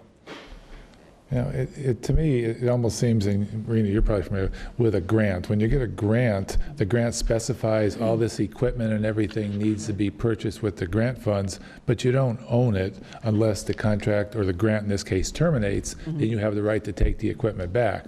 So it's almost like doing that. So it would speed up the process.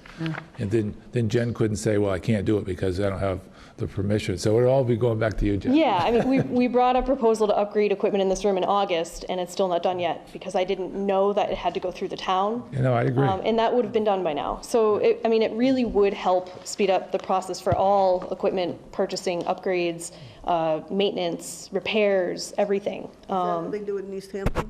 That's the way to do it in Easthampton and Northampton. Yep. Okay. And the caveat again is... I know they're both cities, but I can ask my colleagues in towns and see what they do, but I'm pretty sure that's the way it works. I mean, really, this money, you signed the license agreement with Charter that said, I want PEG access facilities and equipment money. That money is supposed to be passed through, not all of it, maybe some of it you hold back for your negotiating with the cable company in your next contract. But, I mean, the money is really federally and state mandated, not mandated, but federal and state both say that money is for PEG access equipment, facilities, all that. And we want to do a great job and serve you. So it's basically a contract, and you're supplying a service and equipment for that dollar amount. yeah. So just to be clear, are you suggesting that the beginning of that sentence on 7B be eliminated and just begin with Easthampton Media shall own rather than? If that is what you're comfortable with. Yep.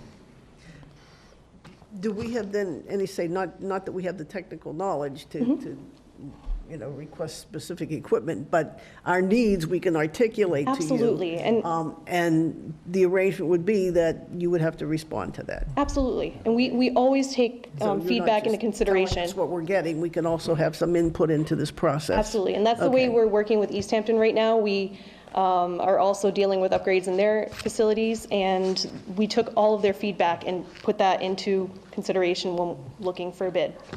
Yeah. Okay. We want to work with you. Yeah, and I'm going to guess, just use myself as an example, I don't have a lot of AV experience, so I would look to them. Right. Yeah. Yeah. I'm comfortable with taking off that first part of the 7B. Okay.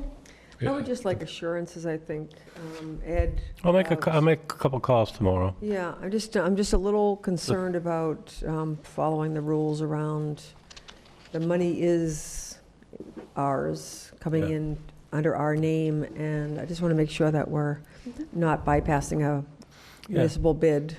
Yeah. But like I say, if we can do it, it would make matters much simpler for this particular case. But I'll make a couple Well, calls tomorrow and find out. That does seem to be the language that's in the Easthampton contract that was provided here, so. Yeah, and even though Northampton and Easthampton are cities, they still have to fall under the same Chapter 30B rules, because it's for cities and towns.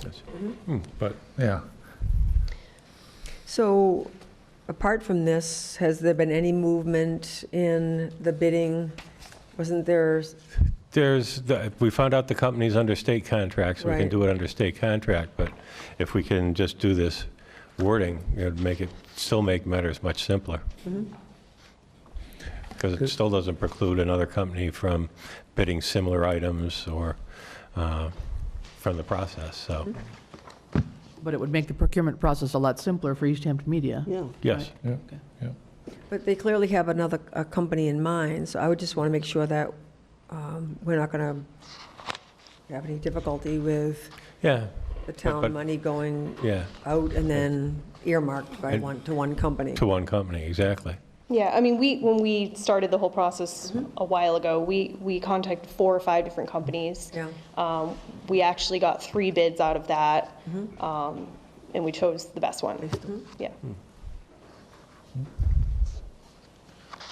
So we did our due diligence, and we try to do our due diligence all the time. And understand that we're governed by a board of directors. There's 9 people. We have a full board now, and they're all fantastic, and 2 of them are from Southampton. So our board of directors does, oversee the organization, the financials, the general direction, just like the select board oversees the governance of the town. So it's not like it's just me spending all your money. We have checks and balances, and we also have a bookkeeper and an accountant that are not employees. So we have checks and balances. And we also, the funding there's not that much. I believe we get around 70,000 from Southampton. Correct. That is 25% of our total budget. So 25%? yeah. Okay. Yep. That's We a get fair around amount. 200 from Easthampton. 180,000, yeah. Now, besides Robert Floyd, who's the other member from Southampton? Nilda Cohen just joined a few months ago. Nilda? Okay. Yep. And there may be a seat opening if anyone's interested in April. Okay. So we'd love to have more Southampton people be involved. Yeah, how does the town become aware when there are vacancies on these kinds of committees that are kind of external to our government? I'm not sure. I don't know how our board of directors bylaws work, but I'm saying it now. There may be a seat opening in April if anyone's interested, and we'd love to have more Southampton representation. Thank you. Yeah. I'd be very interested in knowing how people are selected for the board. I think it's a volunteer board. If you're interested, you would contact our board president, and I think you do like a trial meeting, and you get voted in. But I mean, how does that opportunity get publicized? That I'm not sure about. That's a board of directors question. Okay. So the question comes up again about the 5%. And the other thing that came up is we're looking at remote participation in meetings. And my understanding is that we have to have a certain amount of technology in order so that everybody can hear someone who's remotely. And I just wondering if the direction we're going with the equipment that originally was proposed would meet that What do requirement. you mean by remote participation, like someone calling in or Skype or something? Yes. Okay. It's not something we thought about. It's not a request we ever had, but we can look at what the options are. I guess a question would be, how does it get from whatever device we have sitting here onto the airwaves? Right. Is that pretty much what we want to do? Yeah. It's not a question I can answer tonight, but I'd have to figure it out. Could you get back to Ed on that? Yeah. That'd be great. Yeah. Yep. Are you just hoping for this room, for the select board room, or for other rooms? Because I think it would be more difficult if it's not, it has to be staffed. If you're going to have a difficult technical thing happening, you have to have somebody running it. And we have 3 staff, including me, and I am technical, I have that experience, but I'm not the one out in the field doing the productions because I'm the director, right? So we have 2 people that do that work. They can't always be at every single meeting. We try, we do as much as we I would can. imagine that would require oversight by Easthampton Media staff. I mean, we're talking about, right now, I have meetings and I have a portable speaker, and it's so loud that I have to turn it down, so everybody in the room can clearly hear the person calling in. Right. What John's saying is, how do we then allow that person to be heard if the meeting is projected? So upstairs conference room, upstairs meeting room in here, Yeah, you'd have to make sure it's picked up by one of the microphones. or the microphone. Right. So, I don't imagine it would. I'll write that require down, staff. I'll definitely look into it and let you know. Okay. Because we've definitely had people, Yeah, 'cause try to yes. call in on just their cell phones, and it's been loud enough to hear, Right. within the room Yeah, itself. if you hold that up to one of the Sure, microphones, it's yeah. very easy to hear, and, Okay. people would identify themselves as, I'm whoever calling in for this committee meeting. Are you hoping for audio and video, or just audio?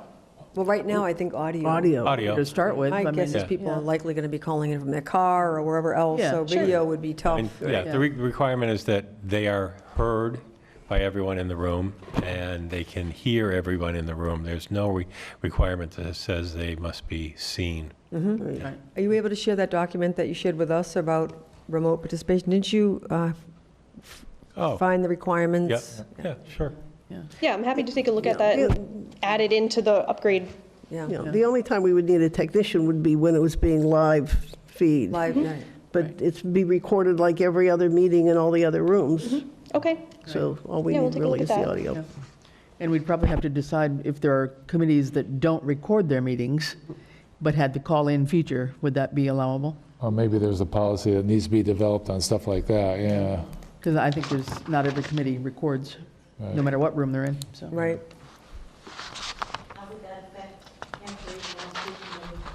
You don't record. You record? No, they don't record, but they have remote. Yeah, but you mechanically recorded, if you will, that Joe Smith was on remote, and you, Yeah, roll call vote, Right, right? yeah. Yeah. right. Yeah, other than that, really shouldn't affect Yeah. committees that don't record their meetings. Yeah. And what about the 5%, I mean, what do you glean from the handouts that Ed gave us relative to the amount of money apart from that? That seems like it's more around the contract, right? Yeah, I mean, that's a select board, decision. You've seen that, Easthampton's 95%. Obviously, the town has used some of the funding for legal fees for negotiating a new contract. That won't come up again for another 7 years. You might want to withhold some funding so that builds up. You may not need to do, 5% entirely with that in the back of your mind. So, but it was a good point to bring up. Can I just ask, is this an increase over the last contract in terms of dollar amount? No. Okay. I know it's based on what charter gives to the town. Yeah, And so- that's how it's negotiated. I guess I don't know. The revenues are declining because cable subscribers are cutting cord, right? People are, they're moving to just internet and streaming. So because of that, I'm seeing a slow decline in the cable revenues. So our funding is going down.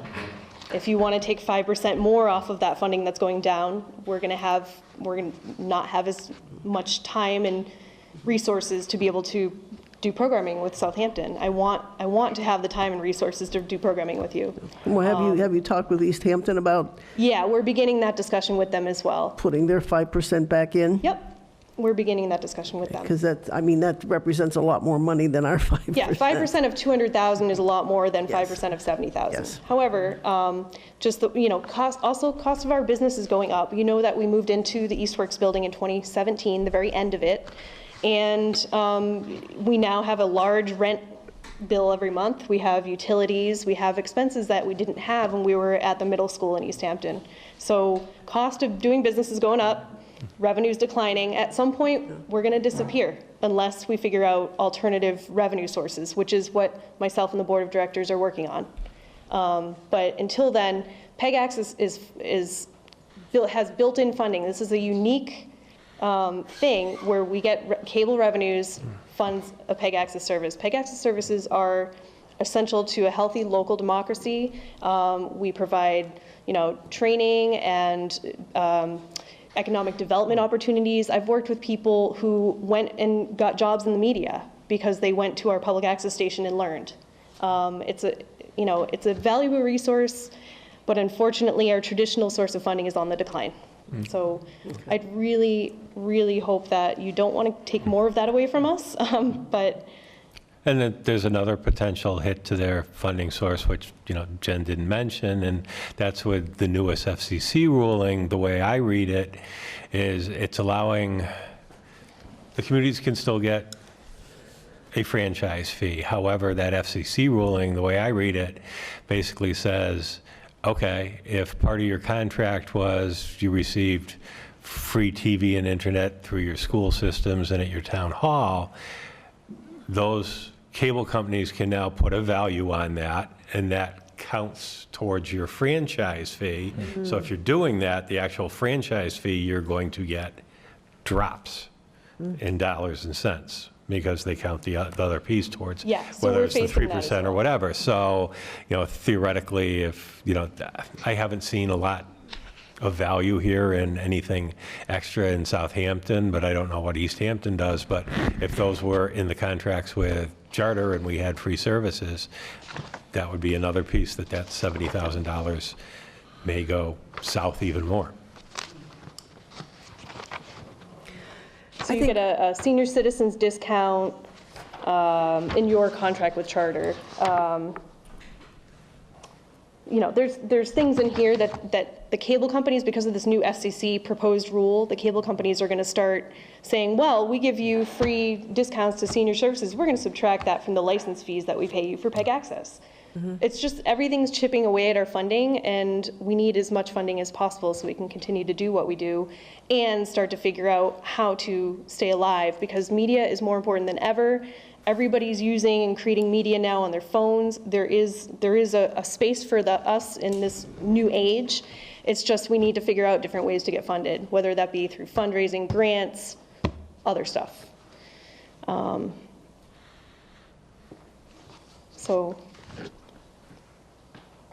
And the other thing is your contract with Charter, in a few years, you're going to get another $50,000 for capital. Yeah, at the 5-year mark, right? Yeah. Yeah. So it's not like we're draining this PEG access budget entirely. There's going to be some money still in there. We're going to use some of it to upgrade the equipment in this room. We'll use some of it to put a camera at the Norris Library, but there'll be some left. I just think from being on various committees in town, especially when it involves, you know, like regionalization, everybody thinks it's a great idea. But when you're the small town in the regional agreement, there's always a protection of making sure that you're being heard, you're at the table, you're getting your sort of fair share. And I think that's what, from various other committees I've been on that looked at sort of a agreement with other towns, especially larger towns, whether it be Holyoke, Easthampton, or whatever. So I think that there's a lot of value in comparing the Easthampton contract with ours in terms of the strong language around payment of the, you know, bill, around the indemnity clause, around, you know, they're keeping 5% of the money, we're getting charged 100% of it. We don't know how to even find out how to get on a board.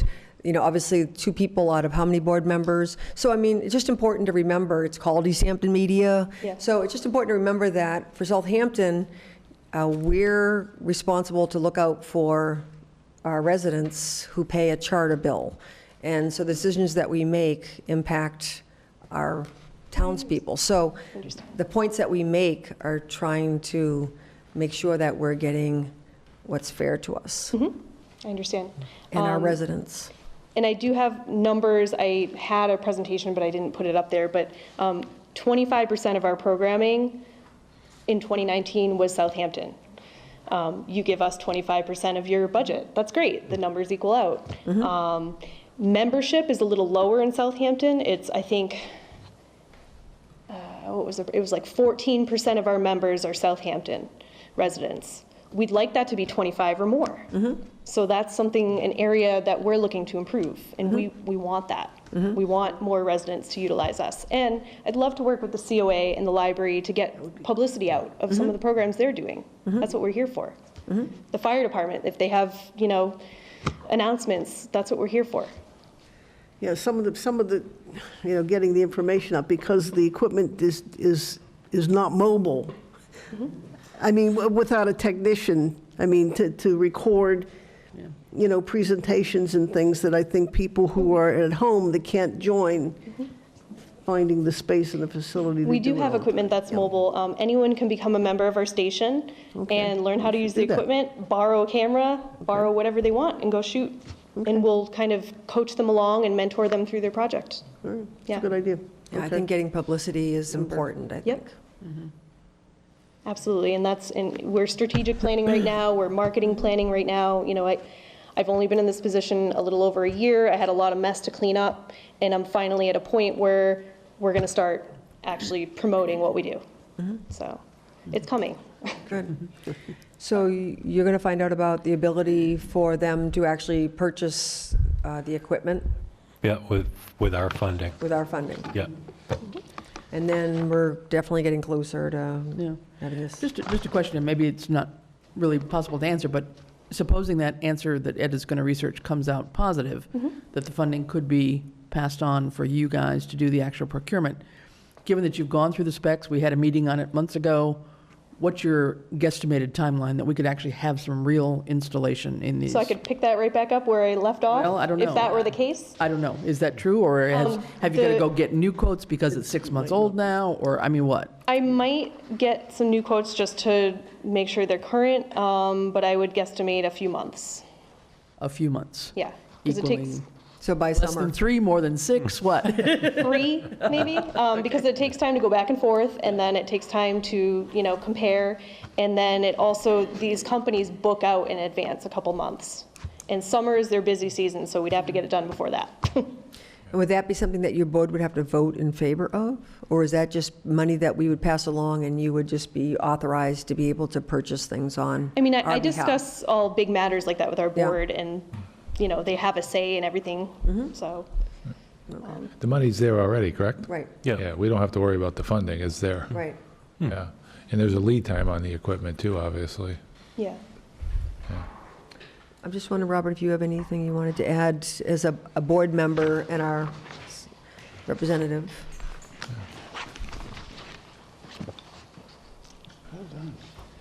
Robert Floyd, College Highway.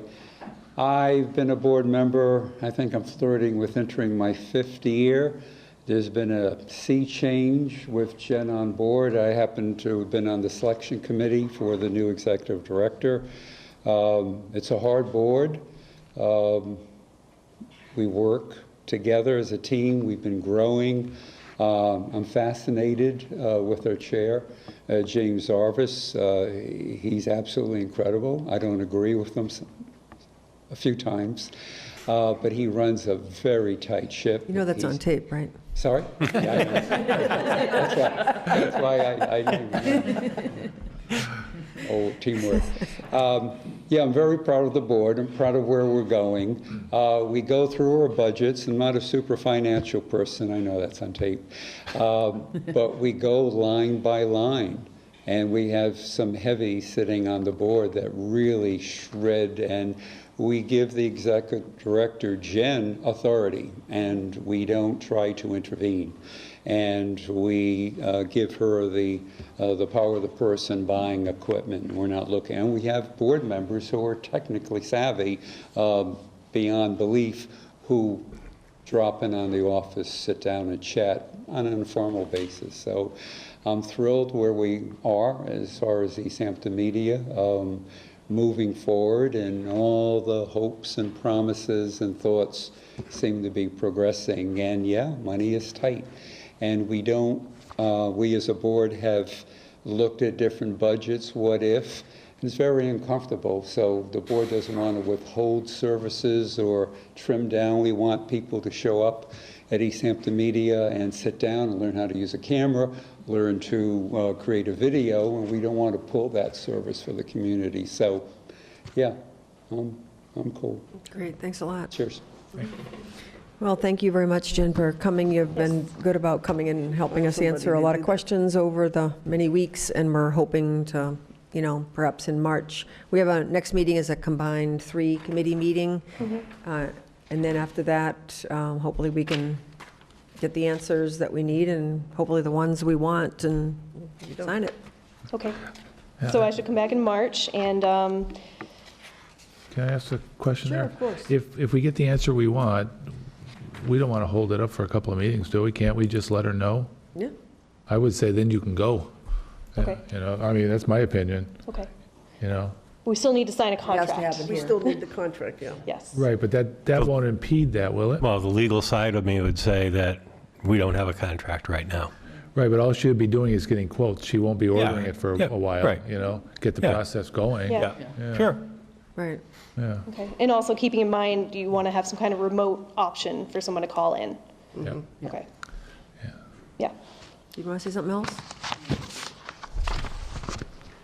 Having been in this room for many, many lifetimes, there's been a concept where you voted at a board to approve something based on fact-finding. So looking at the flip side, Easthampton Media certainly believes you, but I hear our chair say, well, did they vote? Did they sign it?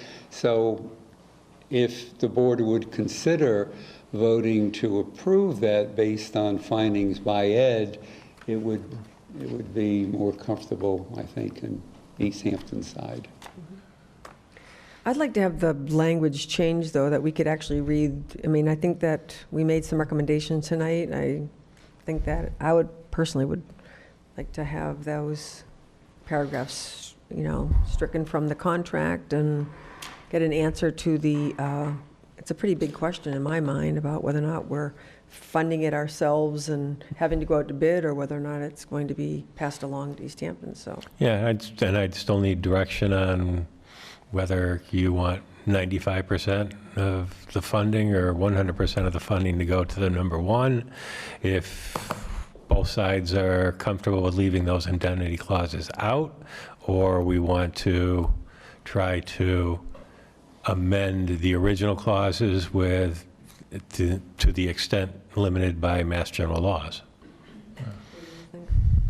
Well, putting to the extent allowed under Mass General laws pretty much says you can't indemnify because that's what the law says. The only tweak there is if the law is changed in the future, the new laws would apply. But I don't see that happening where the comment. Yes.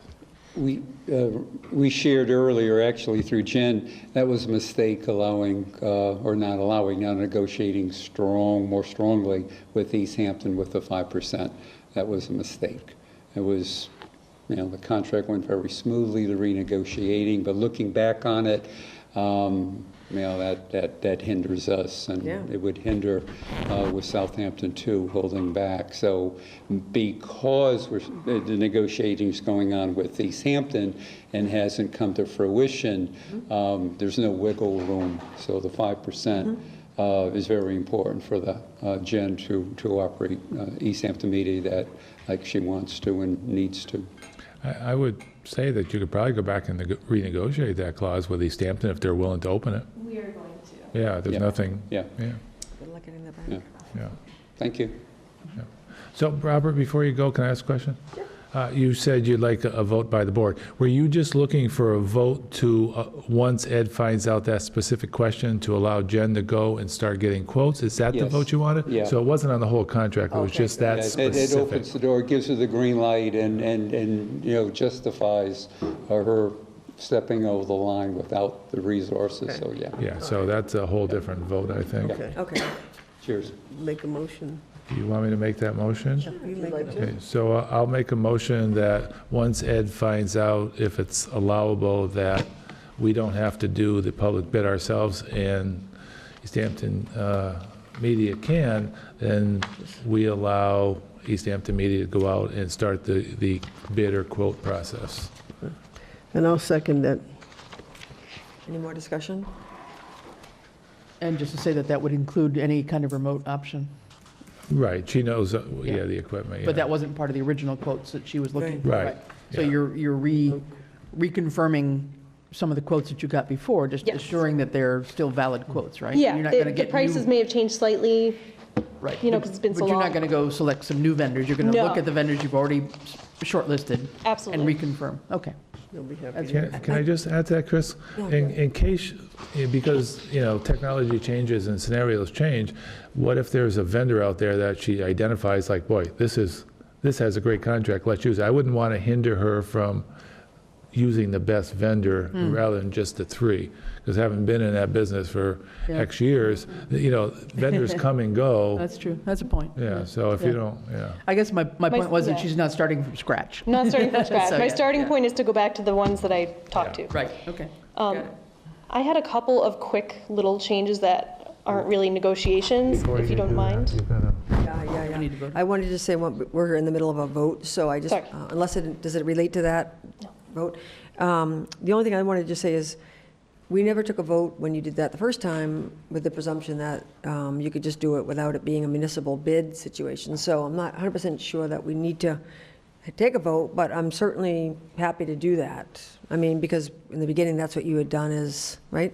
You went through and you got the laundry list of all the different equipment, and you had a company in mind, and then it had to stop. So Yeah. we're basically not signing a contract by doing this. We're simply saying that if the answer comes out the way we hope, that we're sort of saying, go ahead and start looking. Right, and when I have that bid, I'll come back to you and say, all right, Yeah. here's the amount, we need this amount Right. taken from the capital account to fund it. Yeah, okay. Yeah, And you will go over the specs of the equipment you selected with us? yes. Okay. So any other questions or comments about the motion? Okay, all in favor? Aye. All right, what did you want to say about the contract? There are just a couple quick changes. One is 18C. I think it would read more clearly if it said, within 30 days of termination of this agreement, Easthampton Media shall transfer any equipment or facilities owned by the town. Or it says not owned by Easthampton Media. That's confusing to me.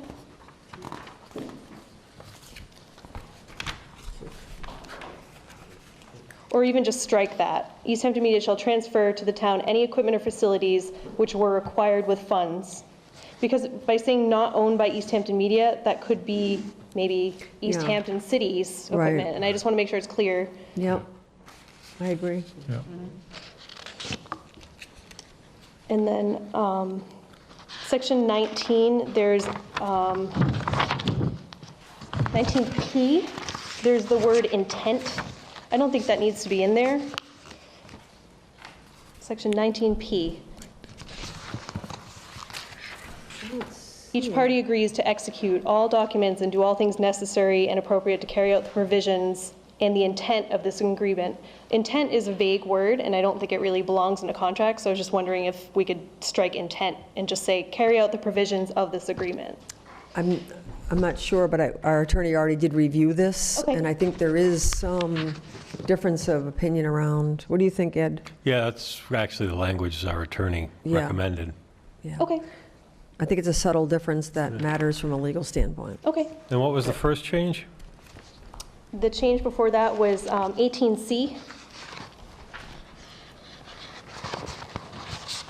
Within 30 Yeah. days. And what was the change? Can we strike the word not owned by Easthampton Media? Not owned by. Now, it says which was required with, or acquired with funds. Right. So it doesn't say which funds either. So that goes to your same question. With Southampton funds, or? Yeah, which were acquired with funds pursuant to this agreement. Okay, yep, I gotcha. So we're striking it out in the second sentence then? So not owned by Easthampton Media, correct? Just strike not owned by Easthampton Media. Yep. Because I just don't want it to be confusing if we were to terminate with you or terminate with Easthampton, whose is whose, Sure. you know?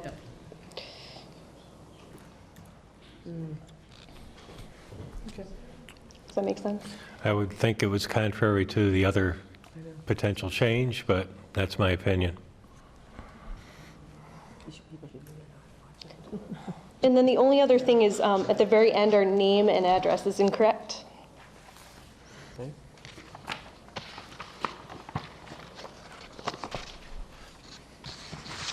Yeah, Jen, if I can just, because what Ed said just made sense, where you were saying in C, any equipment or facilities not owned by Easthampton Media, comma, which were acquired with funds pursuant to this agreement. So it does tie it to this agreement. Is that what you're saying, Ed? Well, I'm saying it ties into the other clause if we're saying they're going to own the equipment, Right. if we made that change. Right. So I think So if we that, strike that, I think it would make more sense, because if this agreement were to terminate, we transfer any equipment or facilities which were acquired with funds pursuant to this agreement, whether we own it or not, now you get it back. I think that's what that's saying. Okay. And what's the correct address? It's 116 Pleasant Street, Suite 102, Easthampton, 01027. And we're no longer ECAT. Easthampton Media? Easthampton Media, yep. Easthampton Media, Inc. And also, I did bring up that concern that if we're serving both towns, why are we called Easthampton Media? It's something that we're going to think about in our long-term strategic planning, because why not? Why should we be called Easthampton when we're serving both towns? you serve any of the others, like Westhampton or? No, it's something, a consideration, long-term planning, maybe we will. So we might need to change our name to something that encompasses all. You can come up with something much more creative. Yeah, yeah. The So there are- Hamptons media. There are Hamp Media. Media, I don't know, that might be confused with Northampton, but it's definitely something our board of directors is aware of, and we're starting to talk about. We'll call it the Hamptons media. I'm thinking of something even cooler. We're always open to feedback and suggestions, so. Okay, all right, are we all set with that? All right, thank you very much. Thank you, Jen. Thank you all for your patience. Thank you. Thank you. Okay, moving on in old business, open space and recreation plan update. And while we don't officially have the money for the state to continue with PVPC's portion of it, there's probably some pieces that we can do internally to get prepared for that. So I did send out a email to the committee members today with a number of dates, asking them when they might be available to keep the process going. Okay. So as it stands right now, the last thing I remember is there was a visioning meeting and PVPC had a group and they had collected a large amount, or a pretty good amount of feedback. Yep. But we haven't gotten at that particular point, it wasn't, they were still coming in, so we haven't really, it was kind of stopped without a lot of things happening. So was that all the funds that were available for that particular point? I don't Yes. think Emily expended all the funds up to that point? Yes. Wow. Well, not all, the funds there were still some funds left, but they expired on December 31st. Really? Yeah. So that's why we asked for the 7,000 to finish the process. But in the email, I sent out Emily's comments from the visioning session to make sure that everything was captured. And then the pieces that we can keep working on is the couple of sections that we have to edit. So we can keep that process moving forward. Well, it seems like if we're going to be creating a similar document to the one that was created, I think, in 2012, there's a lot of work ahead. I mean, that document was massive, and so is $7,000 going to be enough to? That was the estimate. I mean, basically what you're doing is you're updating that 2012. Right. So you're changing some of the information rather than just rewriting all of it. Okay. Yeah. We definitely want to keep that going. I mean, we need to have that done in order to, we've just been applying for some grants, and we're going to, so there is email out to Yes. that meeting going? Yep. Okay. And, sorry, do we have a sense of when we can access the money from the grant, from the MVP grant? We won't know until we get the letter back with the signatures from the state, because we can't expend before we get that confirmation. Okay. Okay. Okay, Greenway Bike Path. I know you, John, you made a comment in your report. Yeah, I did that in my report. Do you want any more information, or? Does anybody else want to hear anything more? So you're just waiting to find out about the CPA funds being used, if not? And plus the $800,000 grant that Ed's looking into. Yep. Okay. And is the Greenway Committee actively meeting, or is it all sort of on Nope, hold? I had asked for a special meeting, and Ed and Paul and I met to get an update. It hasn't met in a long time. Yeah, okay. Well, maybe with the master plan, I mean, that was a big interest as part of the master plan, so maybe we can put some energy into that. Old Town Hall study? And the Historical Commission is meeting tonight to go over the proposals and come back to me with a recommendation from the two firms. So the costs were well below $10,000 for the first step. So if the Select Board is comfortable with my acceptance of the Historical Commission's recommendation, I'll just move forward with that and give you an update at our next meeting of who it's going to be and what the scope is and when they're going to start. So the funds were originally approved by CPA for, I'm trying to think about the language of the, because that came up, you know, whether or not the language that the townspeople approved meets what we're trying to do at the Old Town Hall. And I think that, so you're saying that the people that looked at it, that they're focusing on fixing the steps? Basically, anything that would be on the outside of the building, basically the envelope to protect the inside of the building. So that could be roof, could be facade, could be brick or mortar work, the steps, anything like that, huh? Soffits. Yeah, and any of the woodwork that might have rot or holes in it type of thing. And the theory being to basically do those projects first to protect any damage from the inside of the building. Yeah.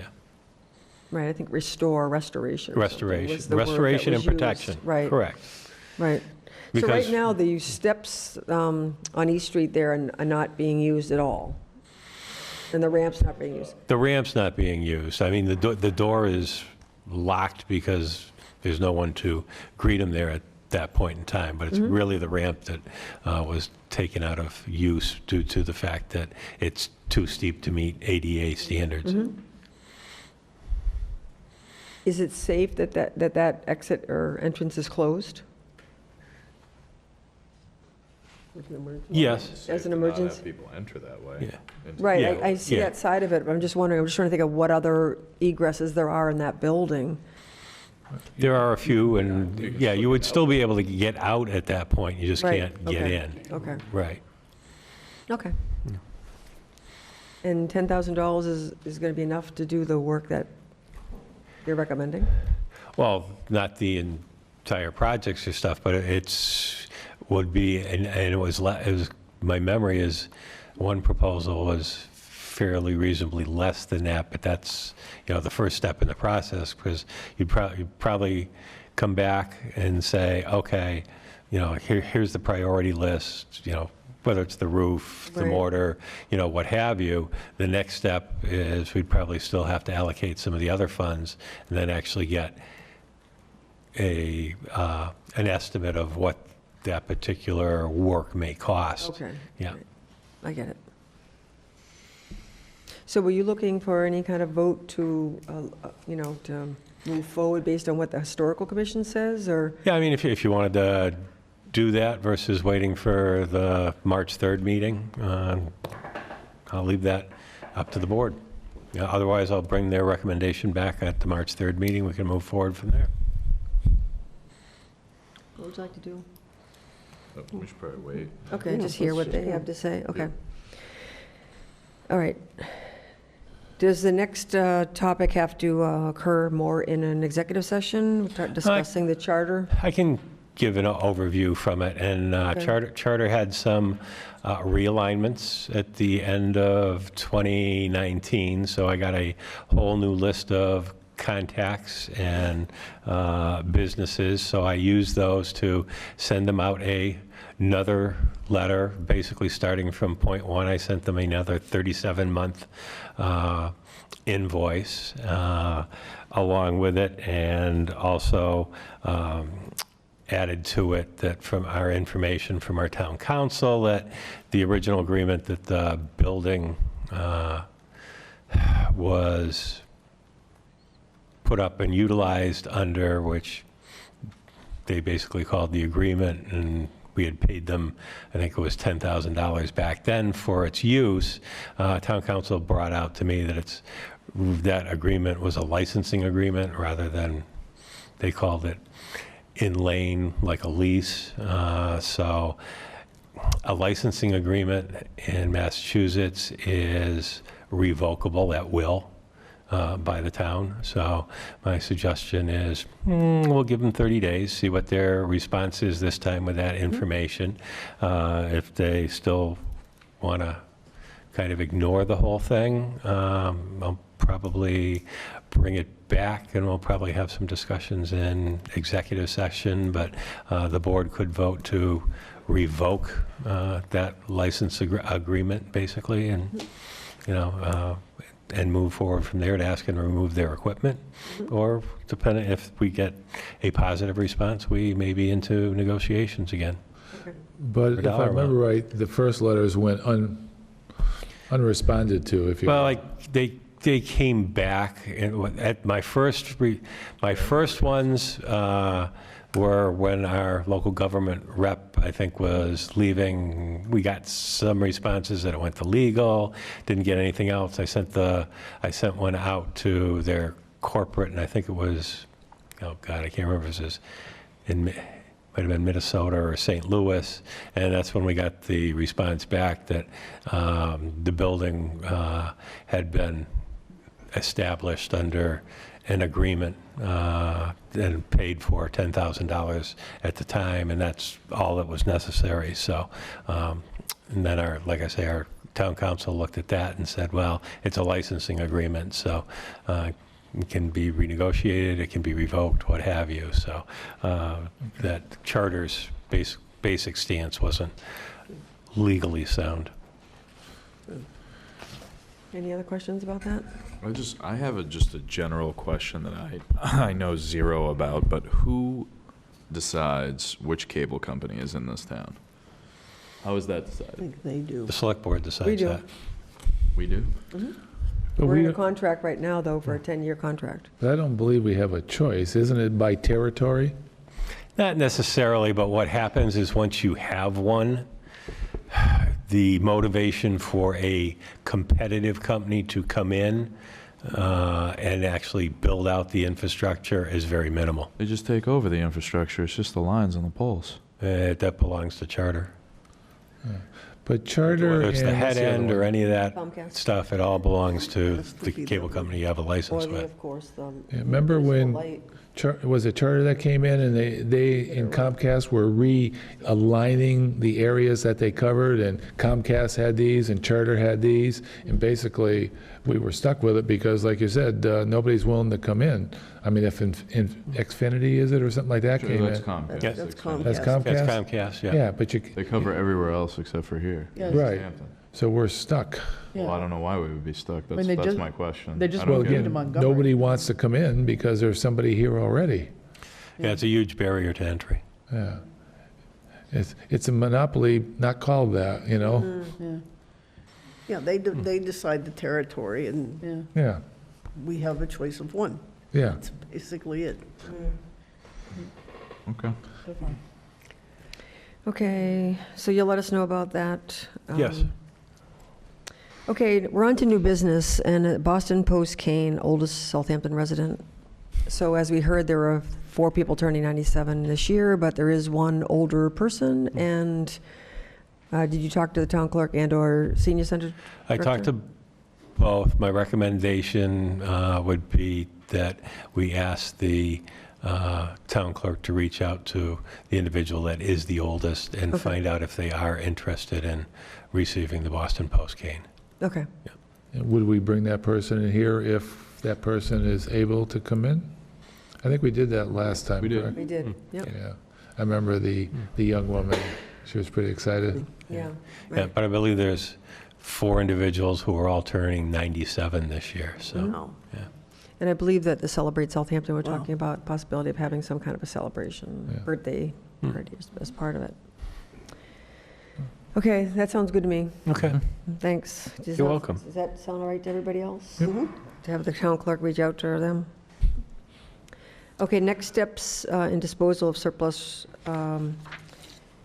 real property, 93 College Highway, that was voted on at the special town meeting to dispose of the surplus property. So what is the next steps? So the next steps will be the select board will need to give me some guidance as to the procurement method that is to be utilized. It's under $25,000. So we don't have to do sealed bids. I've reached out to MDR because MDR supposedly at one of the meetings we were at said that the value they placed on that parcel was much less than what we had in our assessors. So I think we should find out what the correct value is on the property. The select board will have to give me some guidance on any conditions that they want to see done with the procurement or the deed for the parcel's use and by whoever acquires it.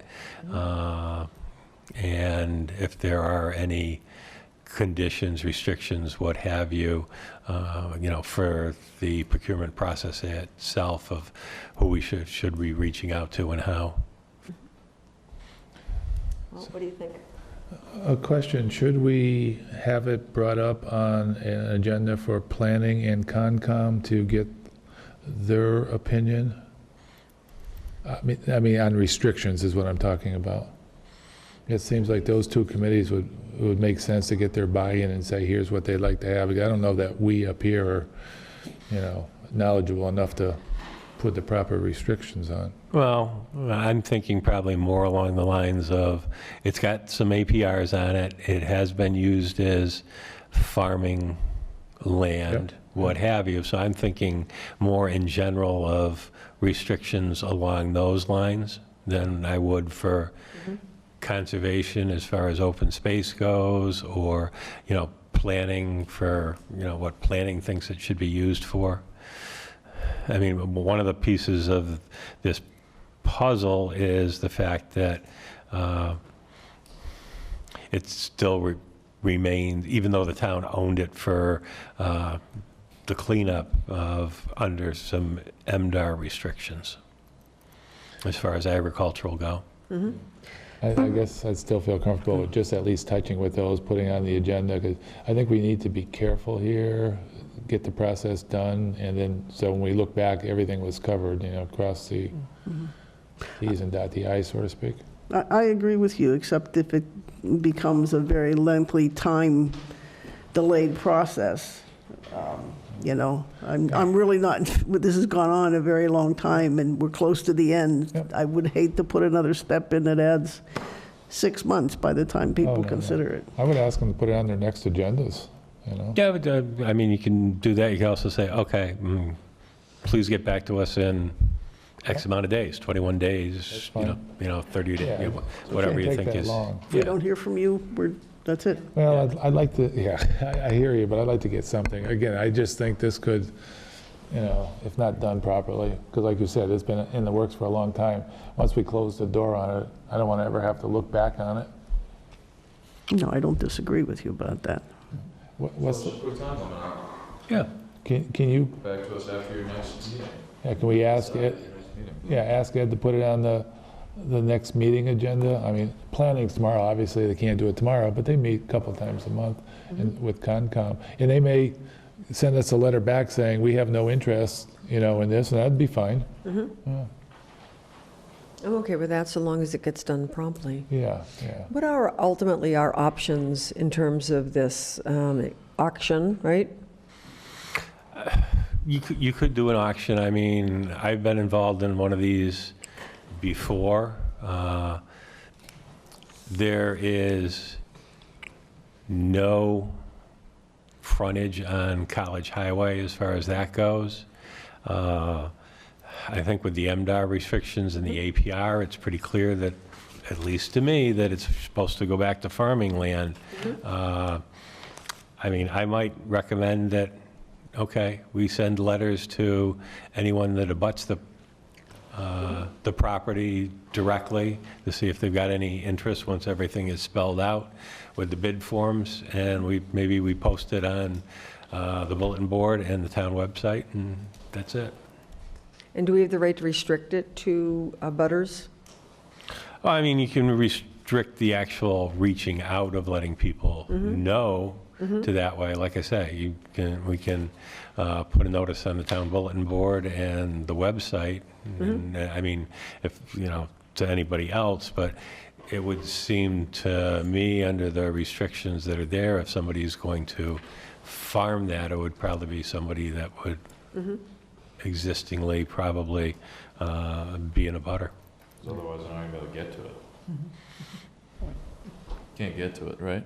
Well, if they abut the property, they'd have to be able to get to it. Well, if they abut the property, but if some random person just Right, acquires it, then they can't get to it. Right, exactly. I guess. Makes it kind of challenging. Yeah. I'm going to play the devil's advocate, because if I bought that land and had an agreement with one of the butters to have a right-of-way, I could go in there with my tractors and farm it.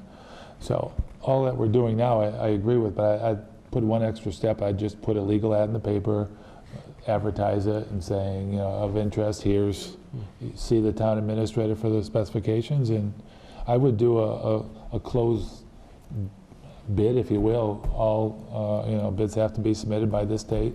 Closed bid, minimum of whatever we decide is a minimum. And that way, nobody can come in and say, you didn't ask me. Right. You know, it's, as select board, it's our fiduciary responsibility to do the best for the town. And we got to take out what our personal thoughts are, you know? I think if we could just do it, we would do it and say, here, you know? But that way, if it's a legal advertisement, they can't come back and say anything. You've contacted the abutters, think that's a good idea, put restrictions on it. If you're interested, here's the rules, seal it by this date, and we open them up at select board meeting. Yeah, generally even without the legal ad for property that done be below $25,000, even though it's not a technically sealed bid, the package goes out.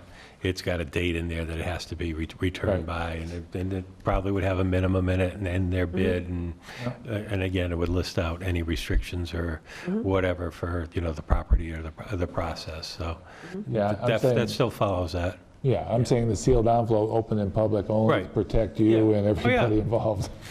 Yeah.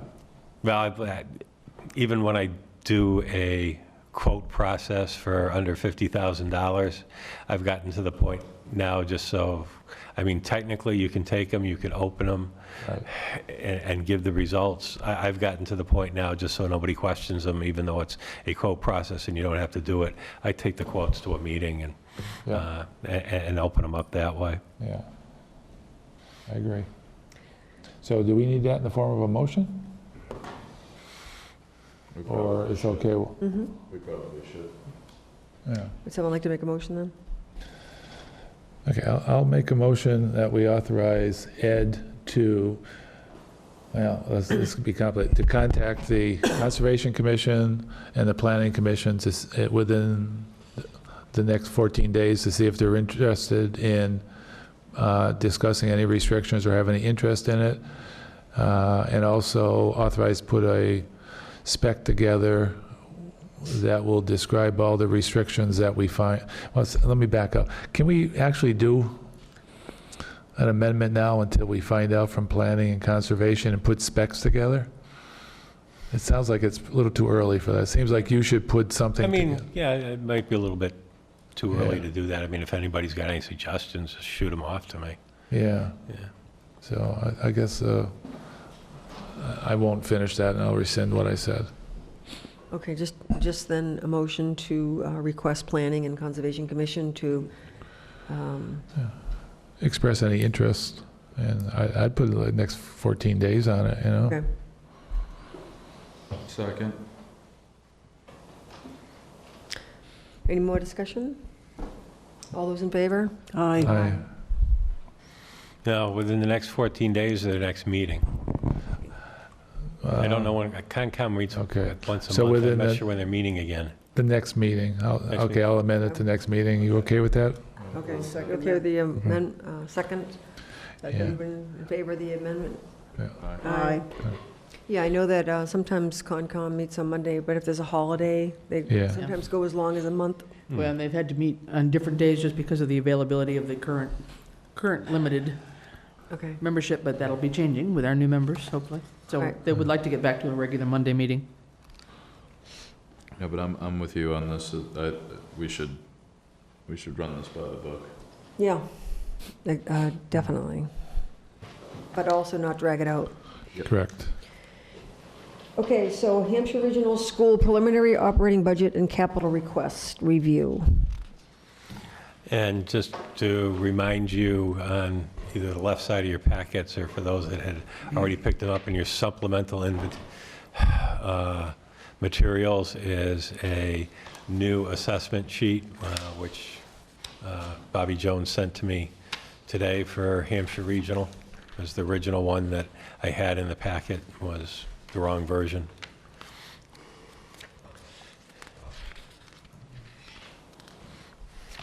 So we're still under The two. same thing. We're still on, yeah, and I mean, the new one agrees with the being under 2. It's just that I think in the original one that we got sent, the change was, I think, $46,000 roughly from 20 to 21, and it was like 0.88%. This is 101,000 and the 1.95% Yeah, increase. I think that might have been the level service budget that was that low. This had a couple enhancements that came in, a little over 100,000 more.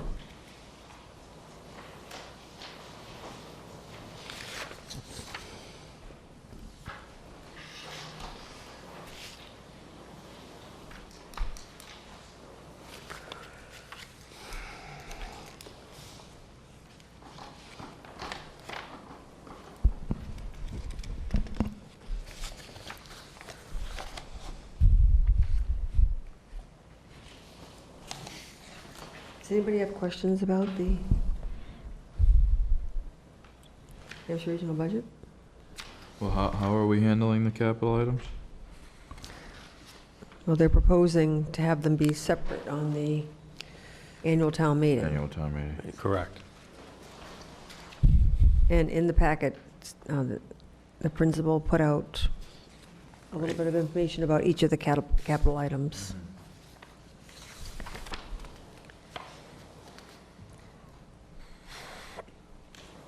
And our share would be 100, I don't know, 100, not, the total amount is 422,000, if I add this up correctly.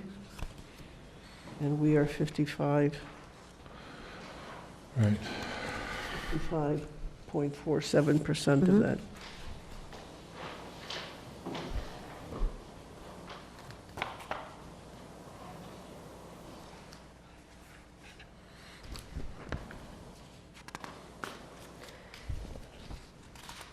I have a couple of questions.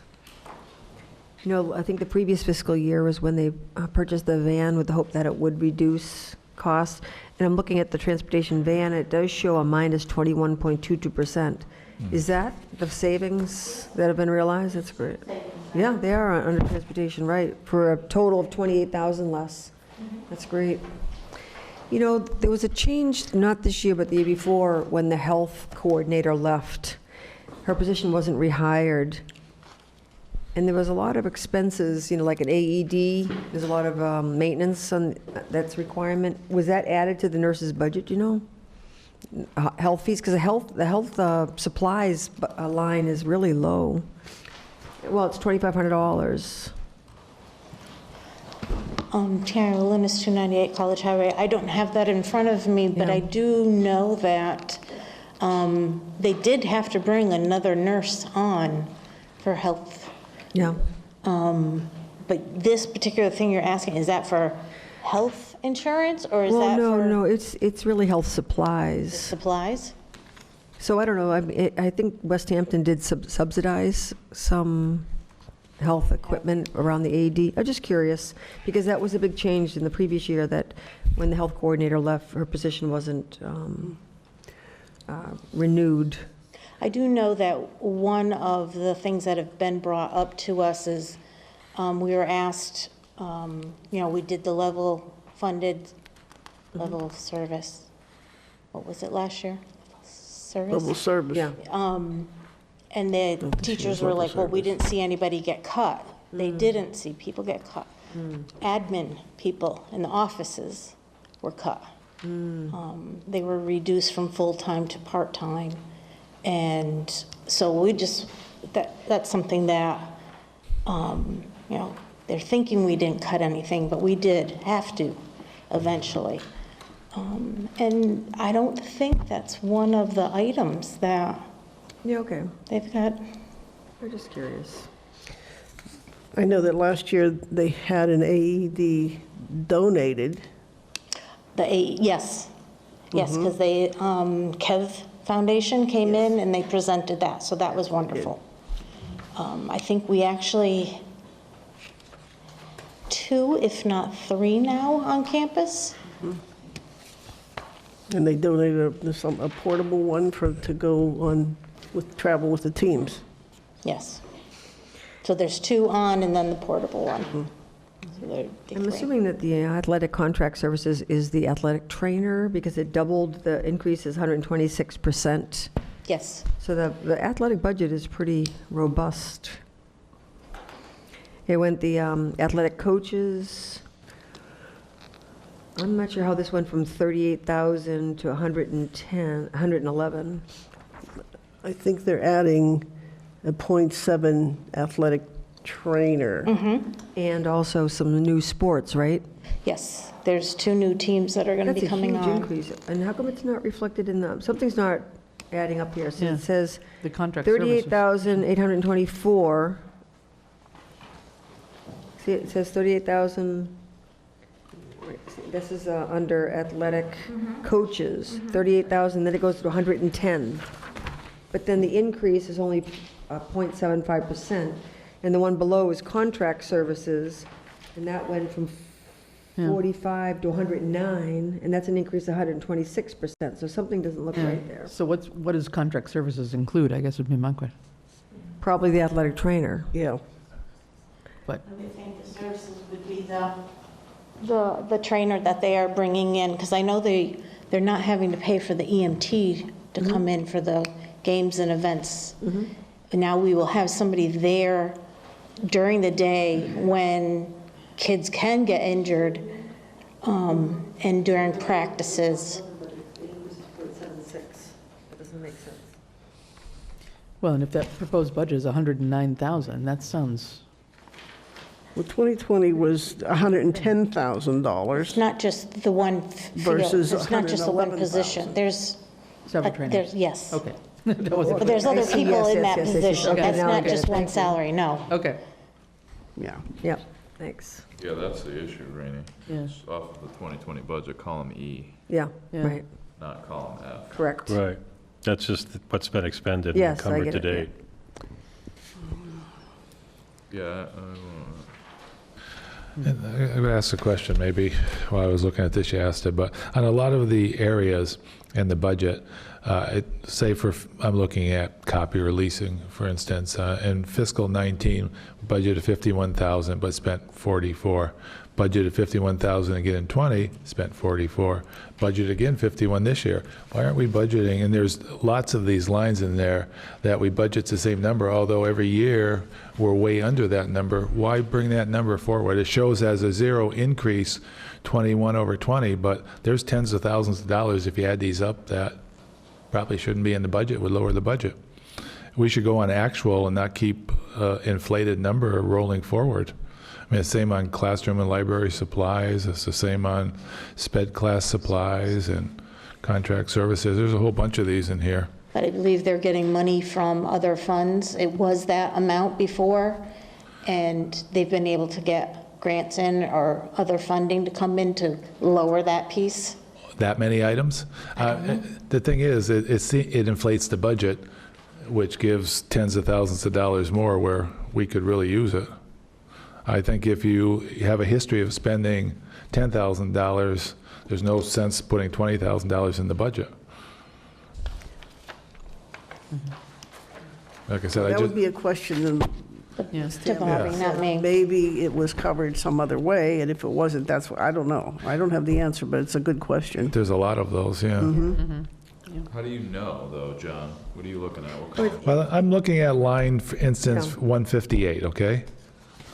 Okay. And copier lease and buy-in. So in the fiscal 19 budget, which is, last year, 51,000 budgeted, they spent 44. So fiscal 2020, they budgeted 51 again. Expended and encumbered is another 44,000. So next year, let's budget 51,000 again. Why not budget 44? And there's a bunch of those lines. One right under it, for instance, is, Yeah, just several lines. I can Yeah. imagine. yeah. You make adjustments. Yeah. It's not just what is the difference between 21 and 20, is what's the actual Yeah. cost that we need. Right. Based on actual spending Yeah. pattern, yeah. Yeah. That's inflating the budget, I think.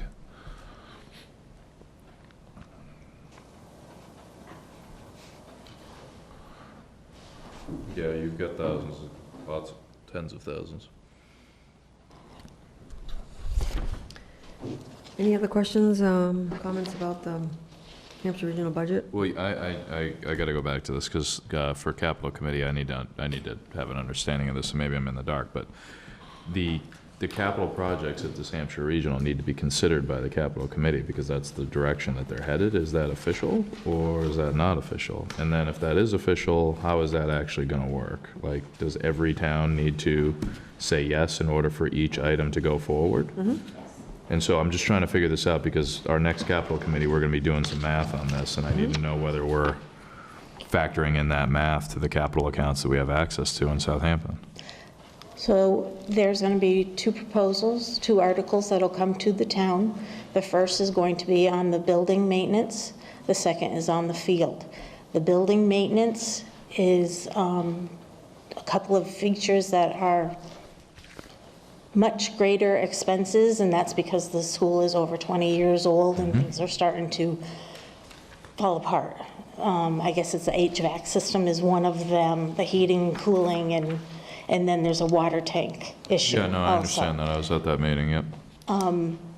We are proposing to put those amounts out to all 5 towns to be voted on in their budgets.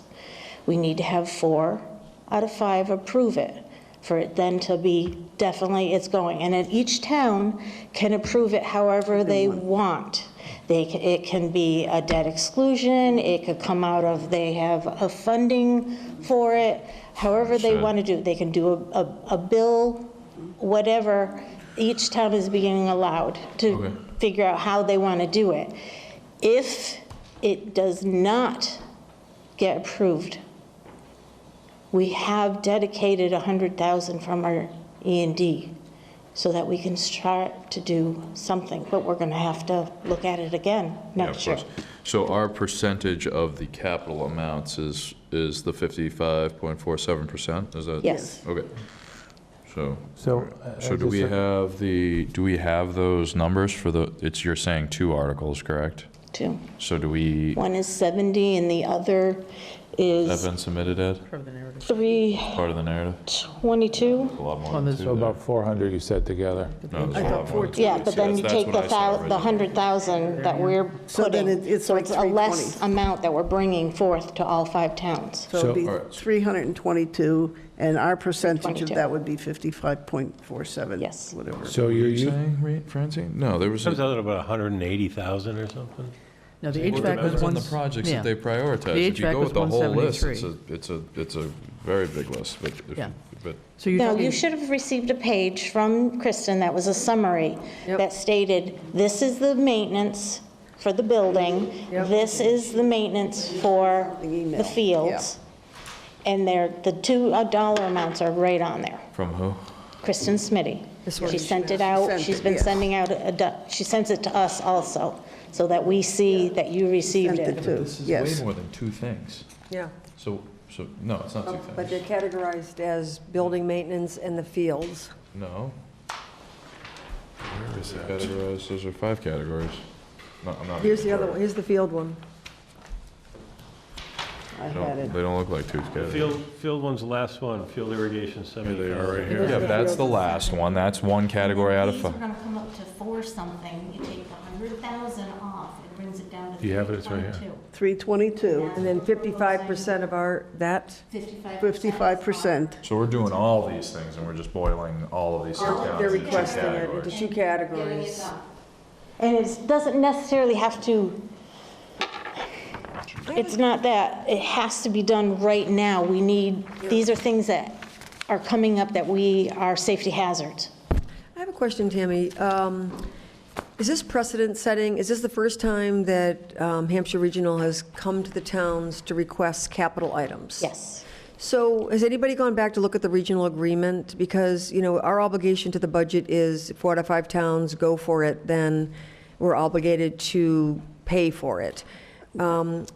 Are we obligated also to, I'm just wondering if the Hampshire Regional Agreement that goes way back to whatever, does it also specify that the school can also come to the towns with capital items apart from the Hampshire Regional budget and school expenses? No, I think they've always had a capital budget. It's always part of been it was in always It's part of the budget. So It's is always this, part of the budget. right, I'm But they asking you, wanted- is this part of the regional agreement, or is this something that that's just happening?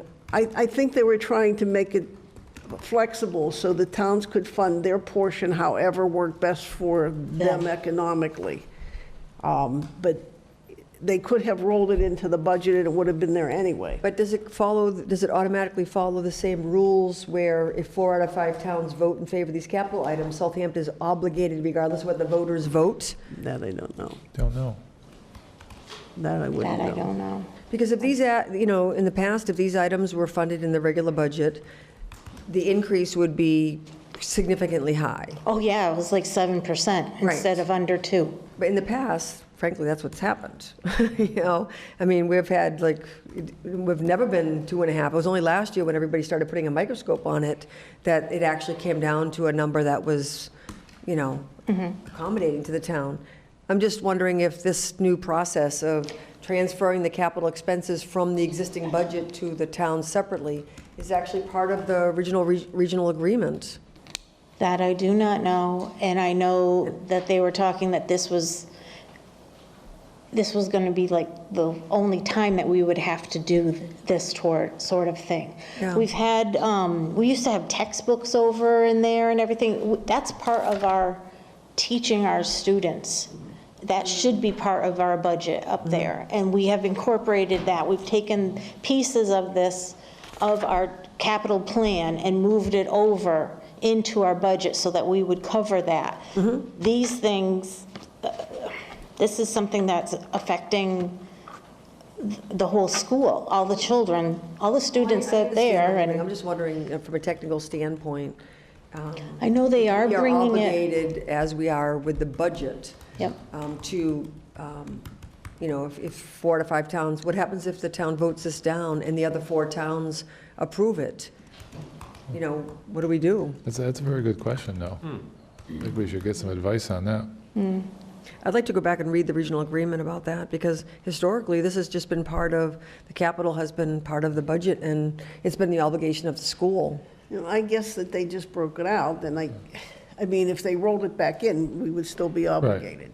I mean, I like the way this is budgeted this year. It makes a lot more sense, operating in capital. Yeah. You understand it better. Yeah. But the idea of that vote, you're right. I'm not sure how that works. And sorry to keep going on these details, because the details are actually, they matter for us at in this other committee, but you're saying, or has this been voted on, that these costs are going to be delineated between 2 separate articles? for our town, yes. For our town, and the 2 articles, just so that I'm crystal clear, it'll be everything on this list with the exception of field irrigation in Yeah, one article, and then field is irrigation separate. in a separate article. So basically, for the purposes of the capital committee, and this is what I'm trying to align with here, is we have to consider all of the costs in our, we have to have the money, so you got to factor it in. Yeah. So, okay. And you said our town, so is this not going out to all the towns the same way? Each town is presenting it. See, like, Westhampton only does debt exclusions in one area every year. So 1 year it goes to the fire, 1 year it goes to the police, 1 year it goes to the school, 1 year it goes, and so they only do one. If we bring this to them also, they have to figure out how they're going to incorporate it in for their town to approve it. So the method of funding will vary between the towns, but the Yes. request will be the These same percentage of things. the towns. Yes. Of the obligation of it. Yes, The same percentage that applies to the regular operating. exactly, the assessment. We were asked to go and see if Worthington would be willing to contribute some towards this, and I believe that's something that Bobby and Kristen have been working on. So, That cut it off the top, like the excess and deficiency? Yes. You would further take that off? it would further take that off. And is that going to be communicated to the capital committee? That I don't know, because I'm not sure if it's the Worthington, if they are able to put an extra piece in for this. If they would make a Towards the capital. voluntary contribution since their students benefit and it's not part of their fee. And have Right. they been asked about being part of this regional agreement? It was asked, we are dedicated as their region, they have to have a school dedicated as their place, and Hampshire Regional is it. We have a contract with them, and that allows their students, their high school, middle school students to come. But I mean, it hasn't been addressed that they actually, I mean, at one point, the school was acting like they were part of the agreement, you know, Yeah, and it six wasn't. schools, one town, when they never even were part of the regional agreement. Exactly, and that was a That changed. Yeah. misinformed, misguided, Yeah. and was tried to be corrected very quickly, and so that they're not part of it. I mean, if they were part of the agreement, it wouldn't be a voluntary contribution, it would be, Correct. this is It your would be, assessment. this is your assessment, exactly. And I know it's probably delicate because they have the right to go somewhere else too, and we are definitely benefiting from their, Yeah, we're actually, their percent some. is higher yeah. than a school choice student. No, I like the idea of having this separate, but I think Reenie's got a point of, you know, what if some town doesn't vote for this, then what do we do? Because, you know, if that's part of the same deal as a regular operating budget, then we're stuck. You know, so. That's something that has to be asked of Bobby. I do not know that. That's not Well, part. it's someone that has to look at the regional agreement Yeah. and see if it, the language accommodates Yeah. a separate funding Yeah. Is it flexible source enough under the to- same, rules of the regional agreement. Yeah.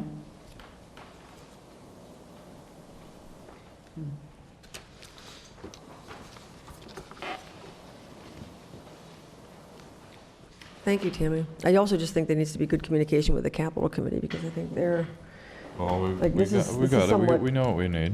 No, Okay. I feel and do you have fine. schools listed as a date for when there's discussion around capital request? At our committee meeting? Yeah. We did that with Norris You already. already did that? Okay. We've done it, yes, so we've done it with each of the departments already. Oh, really? Yeah. Every single one of them? Mm-hmm. Yep. Yeah, they went well. Okay. Mm-hmm. All of our members were there. Okay. Anything else about the Hampshire Regional preliminary operating budget? Okay. No, I just think overall, the increase from last year to this year is probably one of the lowest we've seen in the last few years. Well, Just as an observation. I think it's good, but I think that if it's lower because they took out things that would ordinarily be in the budget. Well, and I think. I mean, no, I think it's, I'm glad, but I'm just like, let's be honest about it. I think they're also trying to save money by, you know, purchasing that van. Now they have 2 vans, so they're cutting their transportation costs. I would really like to see an initiative like that would impact the elementary schools, and I don't know how we could orchestrate that, but if we're one school district. By having that van, we have helped out Okay. several other schools. I think we need to be looking into that a little bit more. Yeah, I mean, to some extent, even if it was just for preschool, it would save a lot of money. Tamara Williams, 298 College Highway.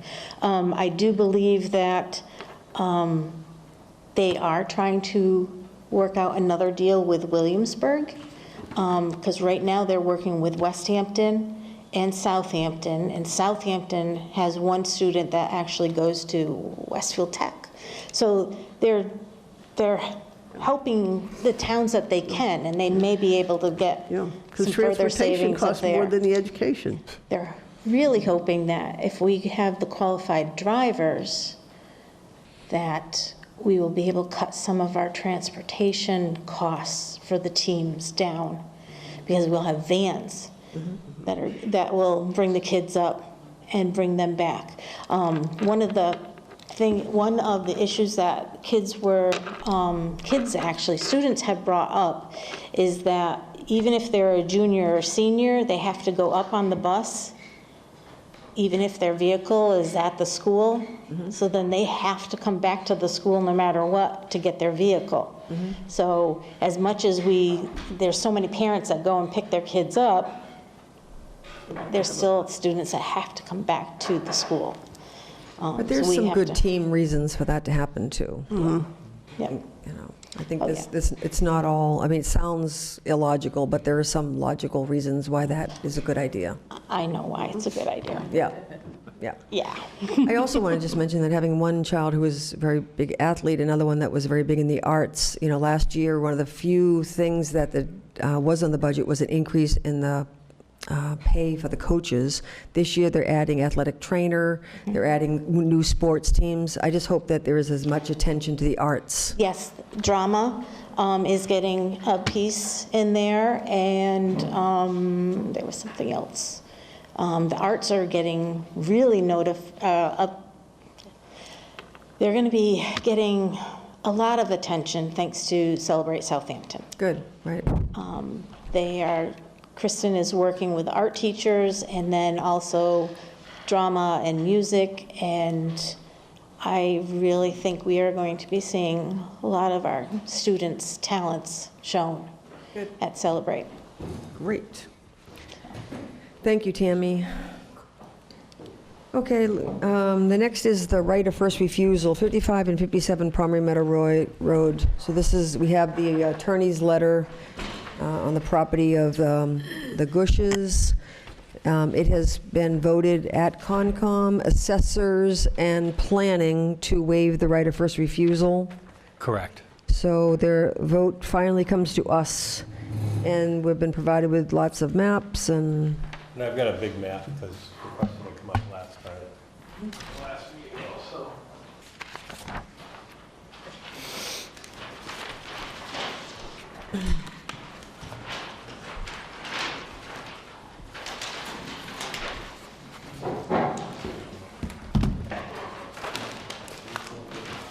Out of the way. These are the two parcels in question. As you'll see, they're right out on Roy Meadow Road. This area here, which is the parcel B, which is the 44 remaining acres, this is the parcel that Kush is going to build his house on and retain the 44 acres with his house. That's the existing farmhouse, is it? I believe so, yes. Yeah, okay. Yeah. Yeah, with the barn. Yeah. Yeah, these are only 30,000 square feet. They're not even 3/4 of an acre. Correct. For 250,000. Wow, that's And- incredible. And like I say, you know, they're right out, Yeah. you know, on the road. This, Yeah, you know, frontage, yeah. if, you know, the question had come up at the last meeting, you know, if we wanted to try to protect the aquifer, I think it would be the parcel that's really not on the table is the one that he's building his house on. That's the 44 acres. So there's more frontage here and more frontage there, so he's got access to means of access. hear you at home.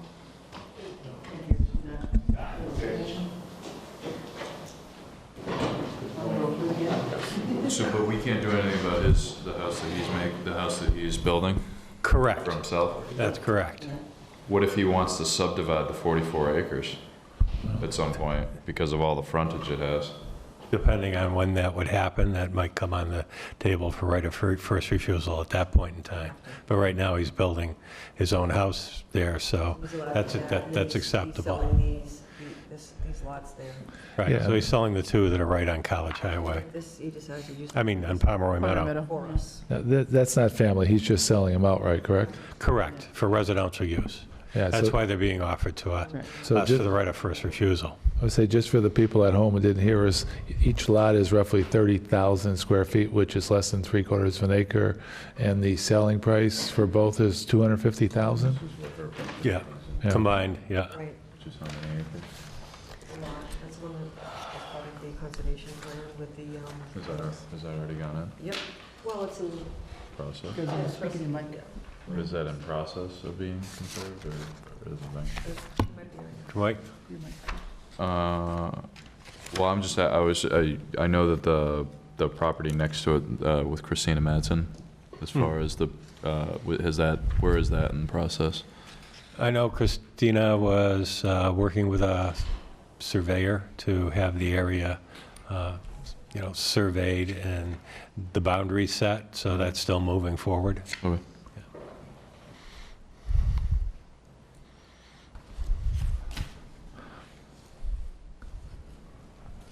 Does anybody have any questions about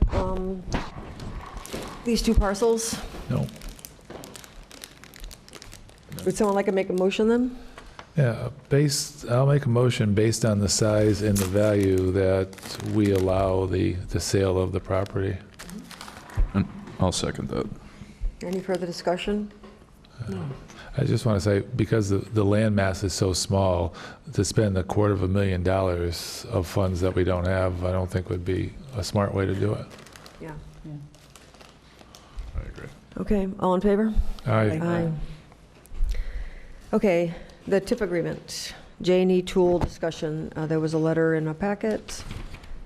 So, for those of you that remember, the town voted in favor of offering J&E Precision a TIF agreement, which is a tax, officially it stands for tax Increment financing. Right, which is basically a graduated forgiveness of taxes based on a percentage that was set up in the agreement.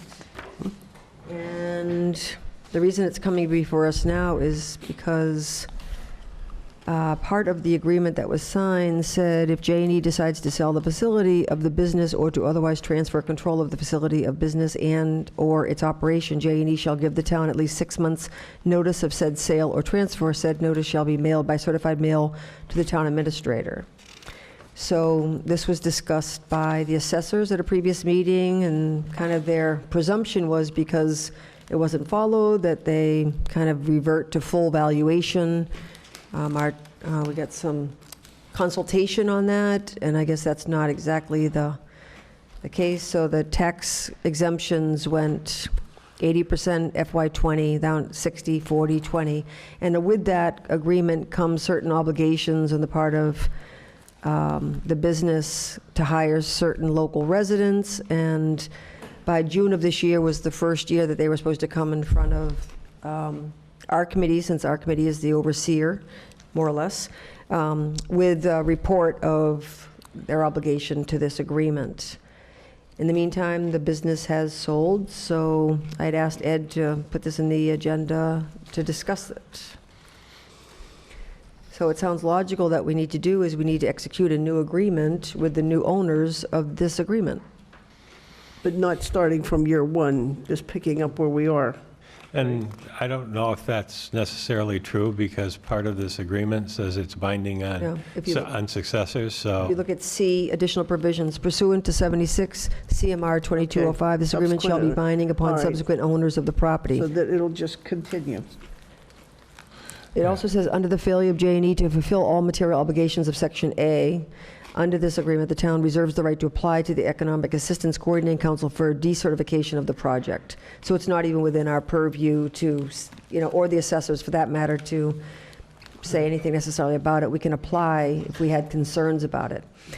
But don't we have to have some amendment or something to designate that we now have an agreement with somebody else, or is it under sort of subcontract? I can ask legal if we need to, have them sign the agreement, or, an amendment to the original agreement to make Okay. it binding. I'll be You gonna happy ask to. who? Our town council. Attorney? Oh, yeah. Yeah. I guess I would also, I'm sorry, go ahead. I also ask if the entity that purchased J&E was aware of this agreement. Right. Yeah. I mean, they may have said, yes, great, we accept it, and all we need is a letter of acknowledgement, I would think, from them. Didn't they just purchase the name and not the property? Yeah, my understanding is they purchased the business, Not the property. not the property, yeah. But this agreement was with the business. Yeah. Yeah, if you can do that, I think that would be great. I think, and let us know what the recommendation is. Go ahead, Chris. Just a question, and I may be wrong in terms of the start date here. In terms of the coming before us for a June report, a one-year report, this would be our first annual report, even though this started in 2018. Sounds like So it. the first report we would normally be getting from the owners would be in June. I guess I was wondering if we could get any kind of an interim comment, at least, about the level of employment that was specified in the agreement, which was 15 to 20 permanent full-time jobs with priority going to residents of Southampton. I'd like to at least hear to what level that has been satisfied?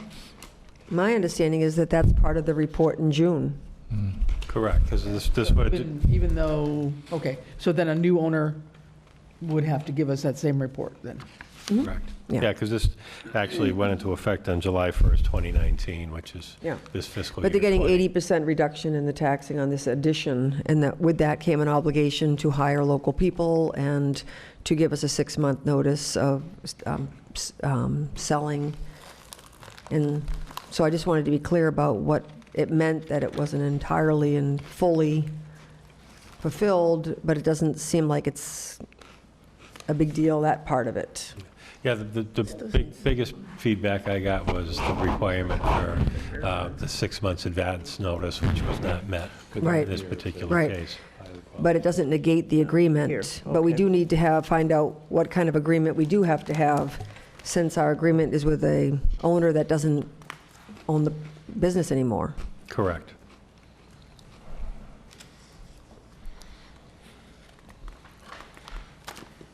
Yeah, we do need to make sure that the new owner knows what's going on here. Sure. And I guess the question to ask is kind of following up what Donna brought up. If you have a separate owner of the building and you have a separate owner of the business inside the building, who does this apply to? Well, it says right here, tax, increment financing agreement between Town of Southampton and J&E Precision Tool. That's the business. Okay.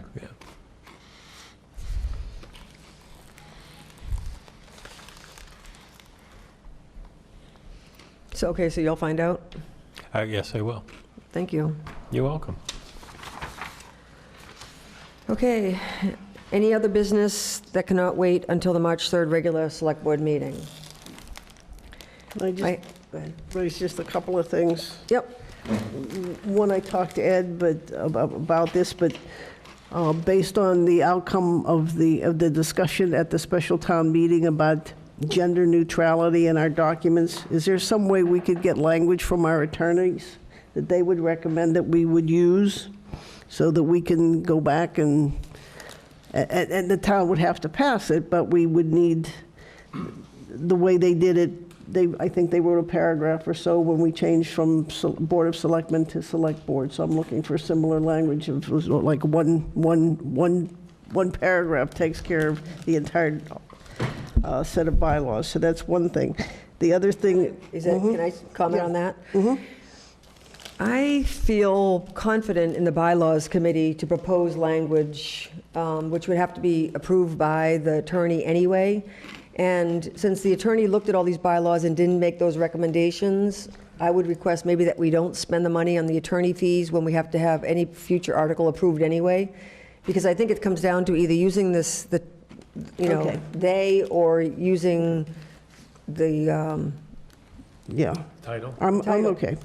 We could do I that. would actually not use, like, All right, but then if I could get a copy of that language that they use for the Select Board, I'd appreciate that. That would just save us some time.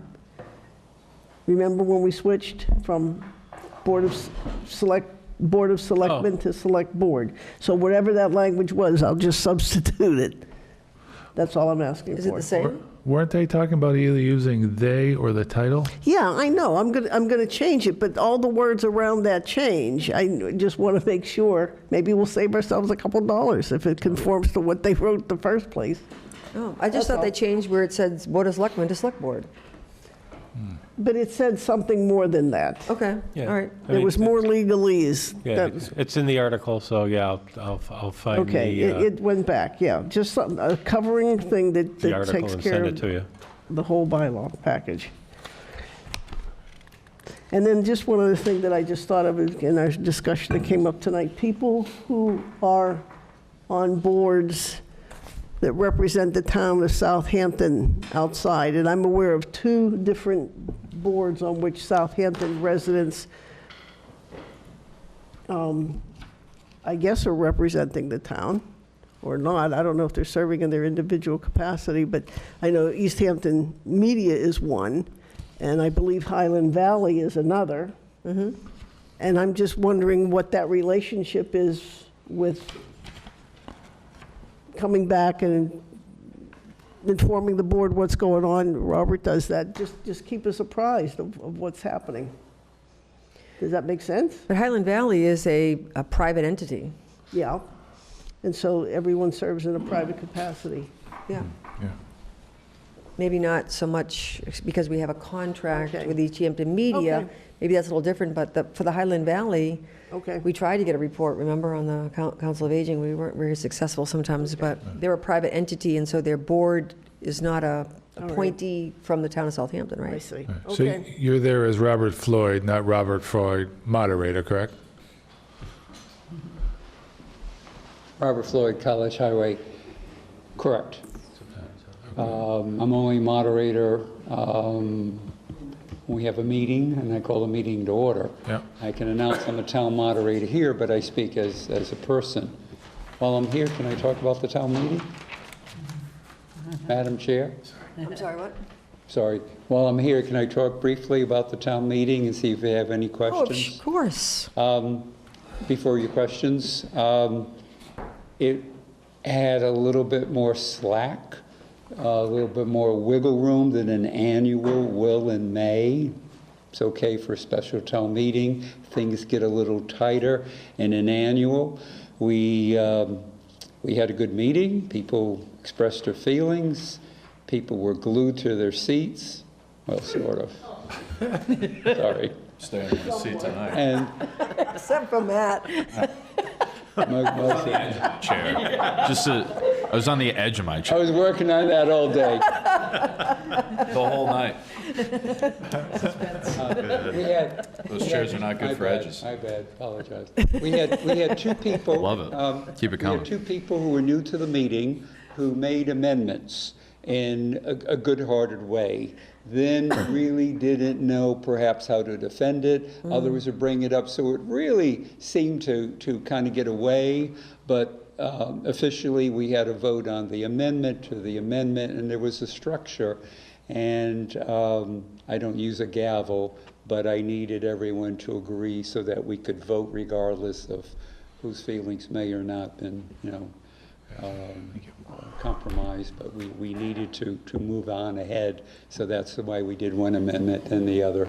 But on the question of changing it, that would be an acceptable article that you would change or consider to change his, her, to whatever word they, like we did Board of Selectmen to Select Board. That would cover the entire It would? general package of Yes. bylaws? Yeah. Okay. Yeah. Thank you. Any questions on the meeting itself?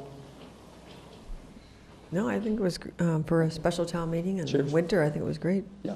No, it was For good. attendance. We had a lot of people. Yeah. Nice.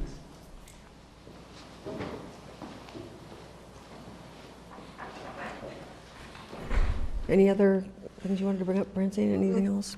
I did actually want to just mention that I am working on the draft of the annual report. Unfortunately, I had to work this past weekend, so I didn't get it to you all before this meeting. But I am going to have to request that it be on the agenda for next Tuesday's meeting. Even though it's a combined meeting of 3 committees, I will get the draft to you before then, but I want to meet the deadline of March 1st. So in order to do that, I need to have you review it, and we just approve it at next meeting. In the past, the Select Board report included a lot of data from the town clerk. So but there was a bunch of licenses and different things put on there. That's from, You? that's from, you're my joint administrative assistant. Oh, So- okay, good. And she already So knows. she's This- really- okay. She'll update that page. Okay, sure, okay. So that doesn't need to be in front of this committee by next Tuesday, or no? I can see if it can be. Okay, all right. So I'll get that to you, and then if you can add it to the next Tuesday agenda, it would have to be right after our, I'll try to limit the amount of things for the meeting, but I'm sorry, that has to be on it, okay? Before we go on any further, I was just wondering, we mentioned you earlier tonight, Bob. We reappointed you to the Agricultural Commission. So, do you have anything you'd like to say about that? No? Okay. We also had a discussion about the warrant article and, yeah. So we ended up discussing about not delaying the process, but being careful about the process. And we are happy that it passed, and we're committed to moving it along and not dragging it out. But we just want to be careful around the committees chiming in that are involved.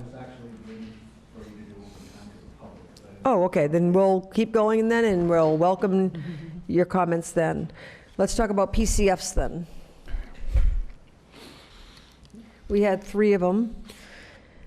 2 resignations from the fire department, and does anybody have them handy if you'd like to read them?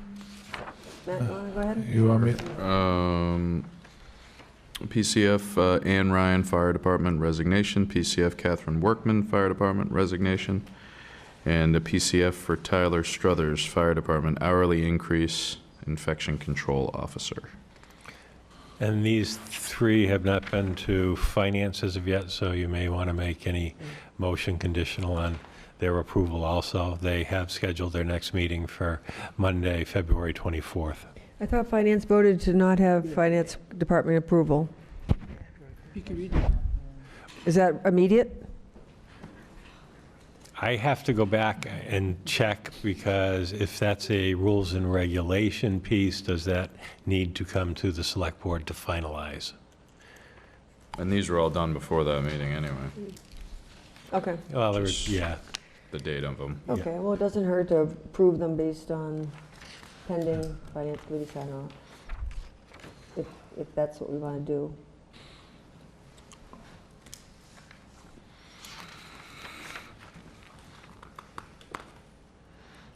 It seems as if they're complete. I don't think there's any question based on what we've had to address in the past. What does everybody else think?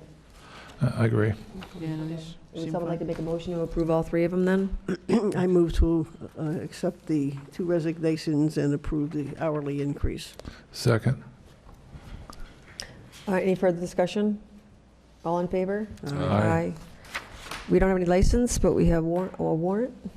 Okay. Warrant W 20-33 for $1,876,488.23. And that was our payment to the regional high school.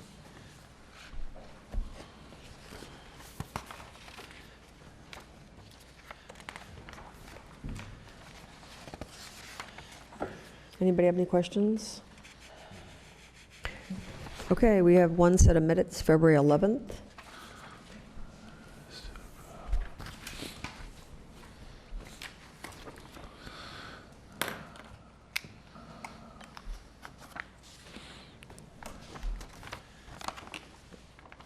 Anybody have any edits, or as usual, very detailed? I don't believe I was present. February 11th. That was just the last one, right? Yeah. Yeah, and you were sick. Yeah, so, and I wasn't present at the last meeting. I did watch it, but I wasn't present. Maybe in the future that will You come, weren't at Christine. the special town meeting? remote participation. Oh, sorry, wait, sorry. Sorry, I was gonna this is say, one at you were at the Norris. I'm special sorry, town I'm meeting. sorry. Oh, right, this is the one special prior to town that. I'm meeting sorry. one, right. Yes, I was there, sorry. So she was here? Yeah, Got me it was a confused, special never town mind. meeting. The one prior to that, sorry. I thought I was hallucinating there for a minute, Chris. Well, maybe we all are, I don't know, it's fine. Yes, I was present, sorry. This is the library one, sorry. Okay. Would someone like to make a motion then? I move to accept the minutes of February 11th. I'll second it. Any further discussion? All in favor? Aye. Aye. Anything on the pending items? It's getting smaller. Maybe because they moved into agenda items. Anything on the Green Communities grant? I know it's a lot of work to pull what they need together, but what's the extension? They actually didn't, I'll check. I think it's open-ended because of the issues I've had. I'll get you, if it's a certain time frame, I'll get it for you. Yeah, thanks. Everybody okay with the meetings, the 3 in March plus the one next week? 317. Is everybody able to come next week to the? Not me, I'm gone. I'm in. Oh, okay. Yeah, I try to schedule in between meetings, but we had 4 this month. Oh, I know.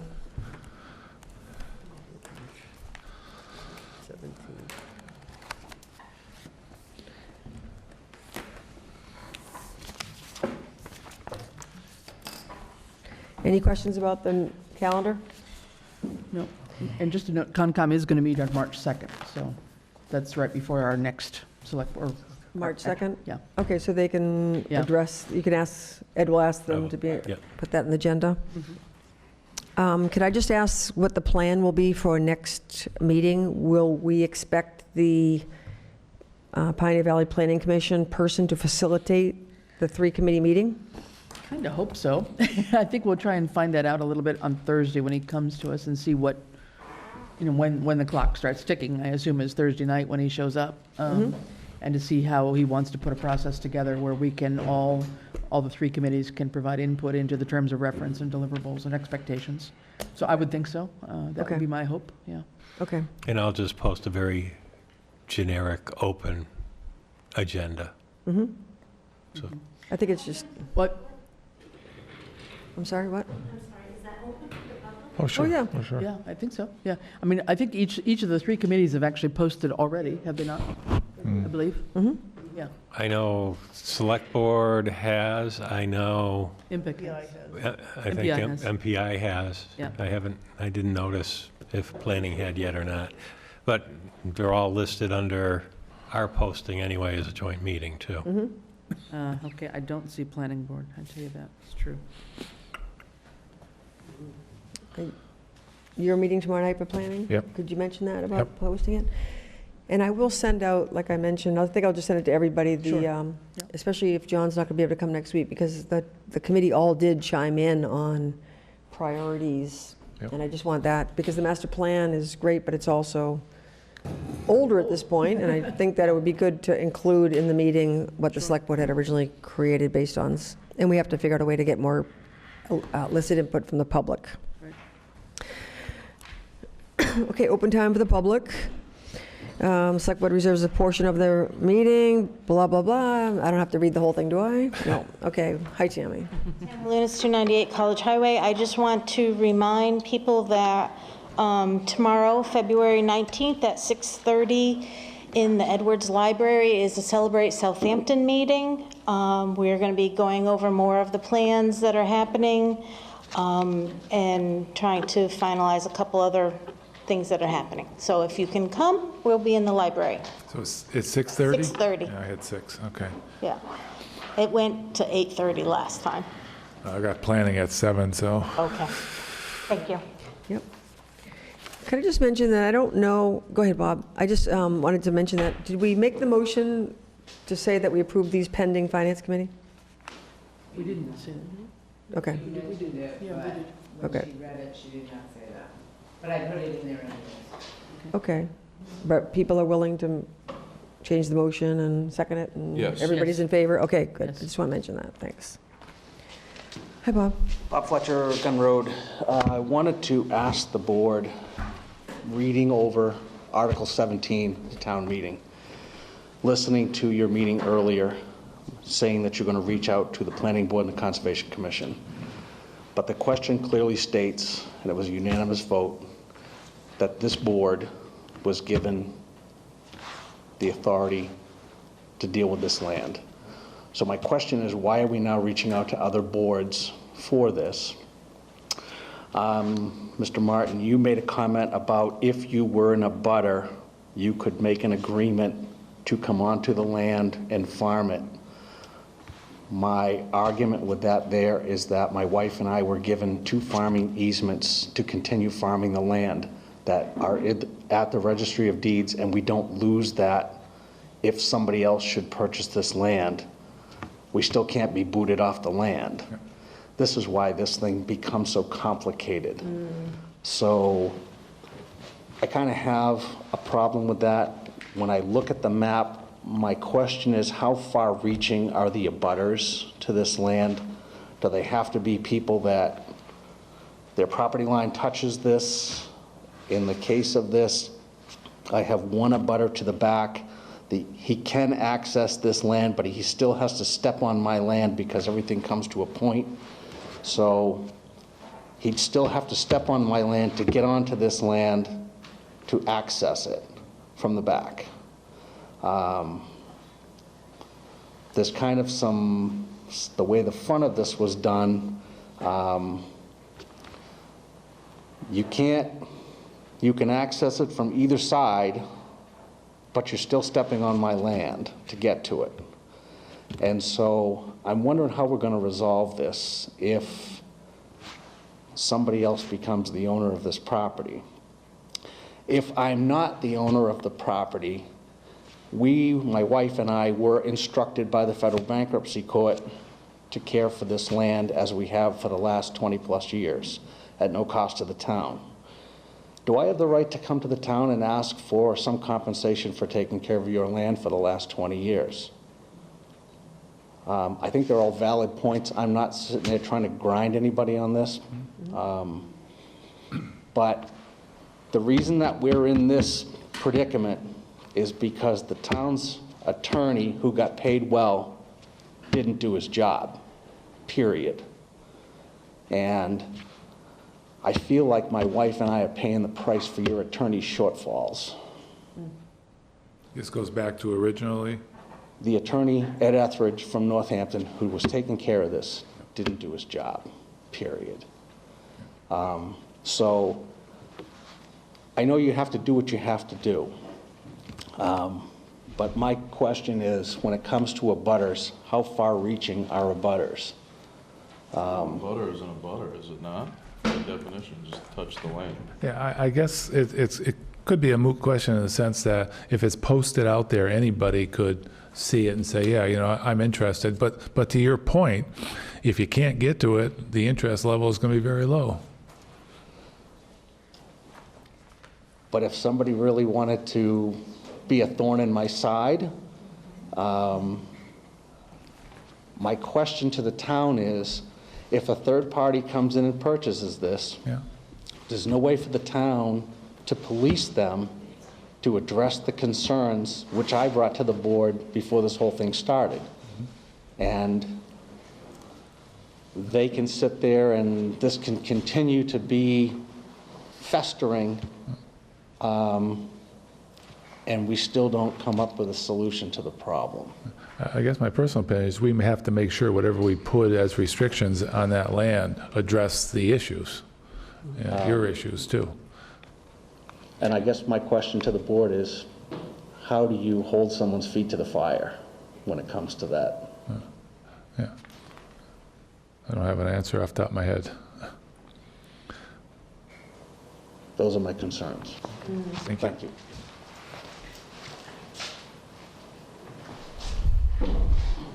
Any other comments about?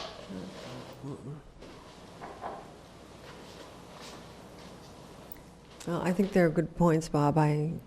We certainly, from the time that we had the first meeting, which wasn't too long ago, I mean, our hope is to just kind of move this along and to not put up roadblocks. You know, there's been a lot of roadblocks up till now, but it's been complicated and there've been many difficulties along the way, and we don't want to be the holders of creating another problem that we're not even aware of. So we're just trying to be cautious but still move things along in an outcome that personally I hope we can all be happy with and you'll be happy with. So I was just looking for the original warrant article, and I mean, I'm just curious to actually read the language again. But I'm pretty sure it just says... I can get it for you. Yeah. I believe it was September, the original when it was taken. No, the one that we just voted on. Yeah. Yeah, can I take a look at that? The motion. The motion, yeah.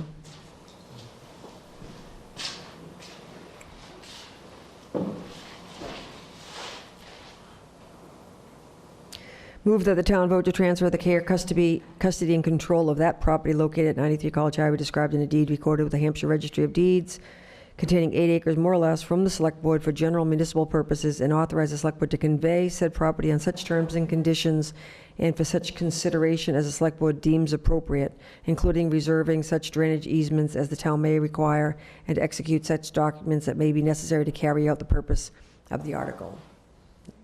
Yep, so it is very much the Select Board.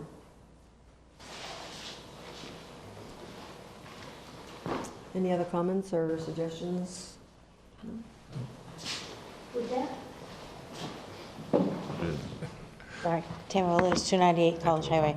Would that mean then that you as a board could make a judgment that you're going to just turn it over to him? Well, it would have to be like an auction, or, I mean, I think that the way that it was worded in the article, or what we have to do is not necessarily earmark the land to one particular person. We have to set some rules around it to limit the opportunity for perhaps other people that legally wouldn't be able to buy it or use it or whatever. Should There's we- ways of should- setting it should up we- so that it narrows down the options. I mean, as elected officials, we have a legal fiduciary responsibility to the town, and that's why it's tough, because we need to go through that process and take our personal thoughts out of it, which makes it tough. Yeah. And there's a lot of history, and there's a lot of connections, so it makes it sensitive, and there's a lot of history that's been difficult and painful, and we want to do the right thing. There's no question about that. I think that was that one copy. But I think we also just, want to make sure that we don't misstep anywhere, since it is our obligation, or our, we were authorized to do it. We just don't want to misstep. There's been enough mess in this whole process. I agree. Yeah, oh, I know you agree on that one. So, any other comments, or? I should say anything. I'm pretty sure we just gave people like 21 days to just have some considerations, right? Or, Yeah. right, Next- one meeting. next meeting, yeah. And then we'll put it right back in our lap again for March. Yeah. Okay? Well, thanks. And thanks again for being on the Thanks for coming in. Agricultural Commission. If you knew it was on the... Thanks, Bob. It's good to know people are watching us, Yeah. because he saw us on TV. Yeah, and came in. absolutely. That's good. Well, we do not have an executive session, so I'll entertain a motion to adjourn. I'll make the motion. We adjourn. All in favor? Aye. Aye. Thank you. Good night.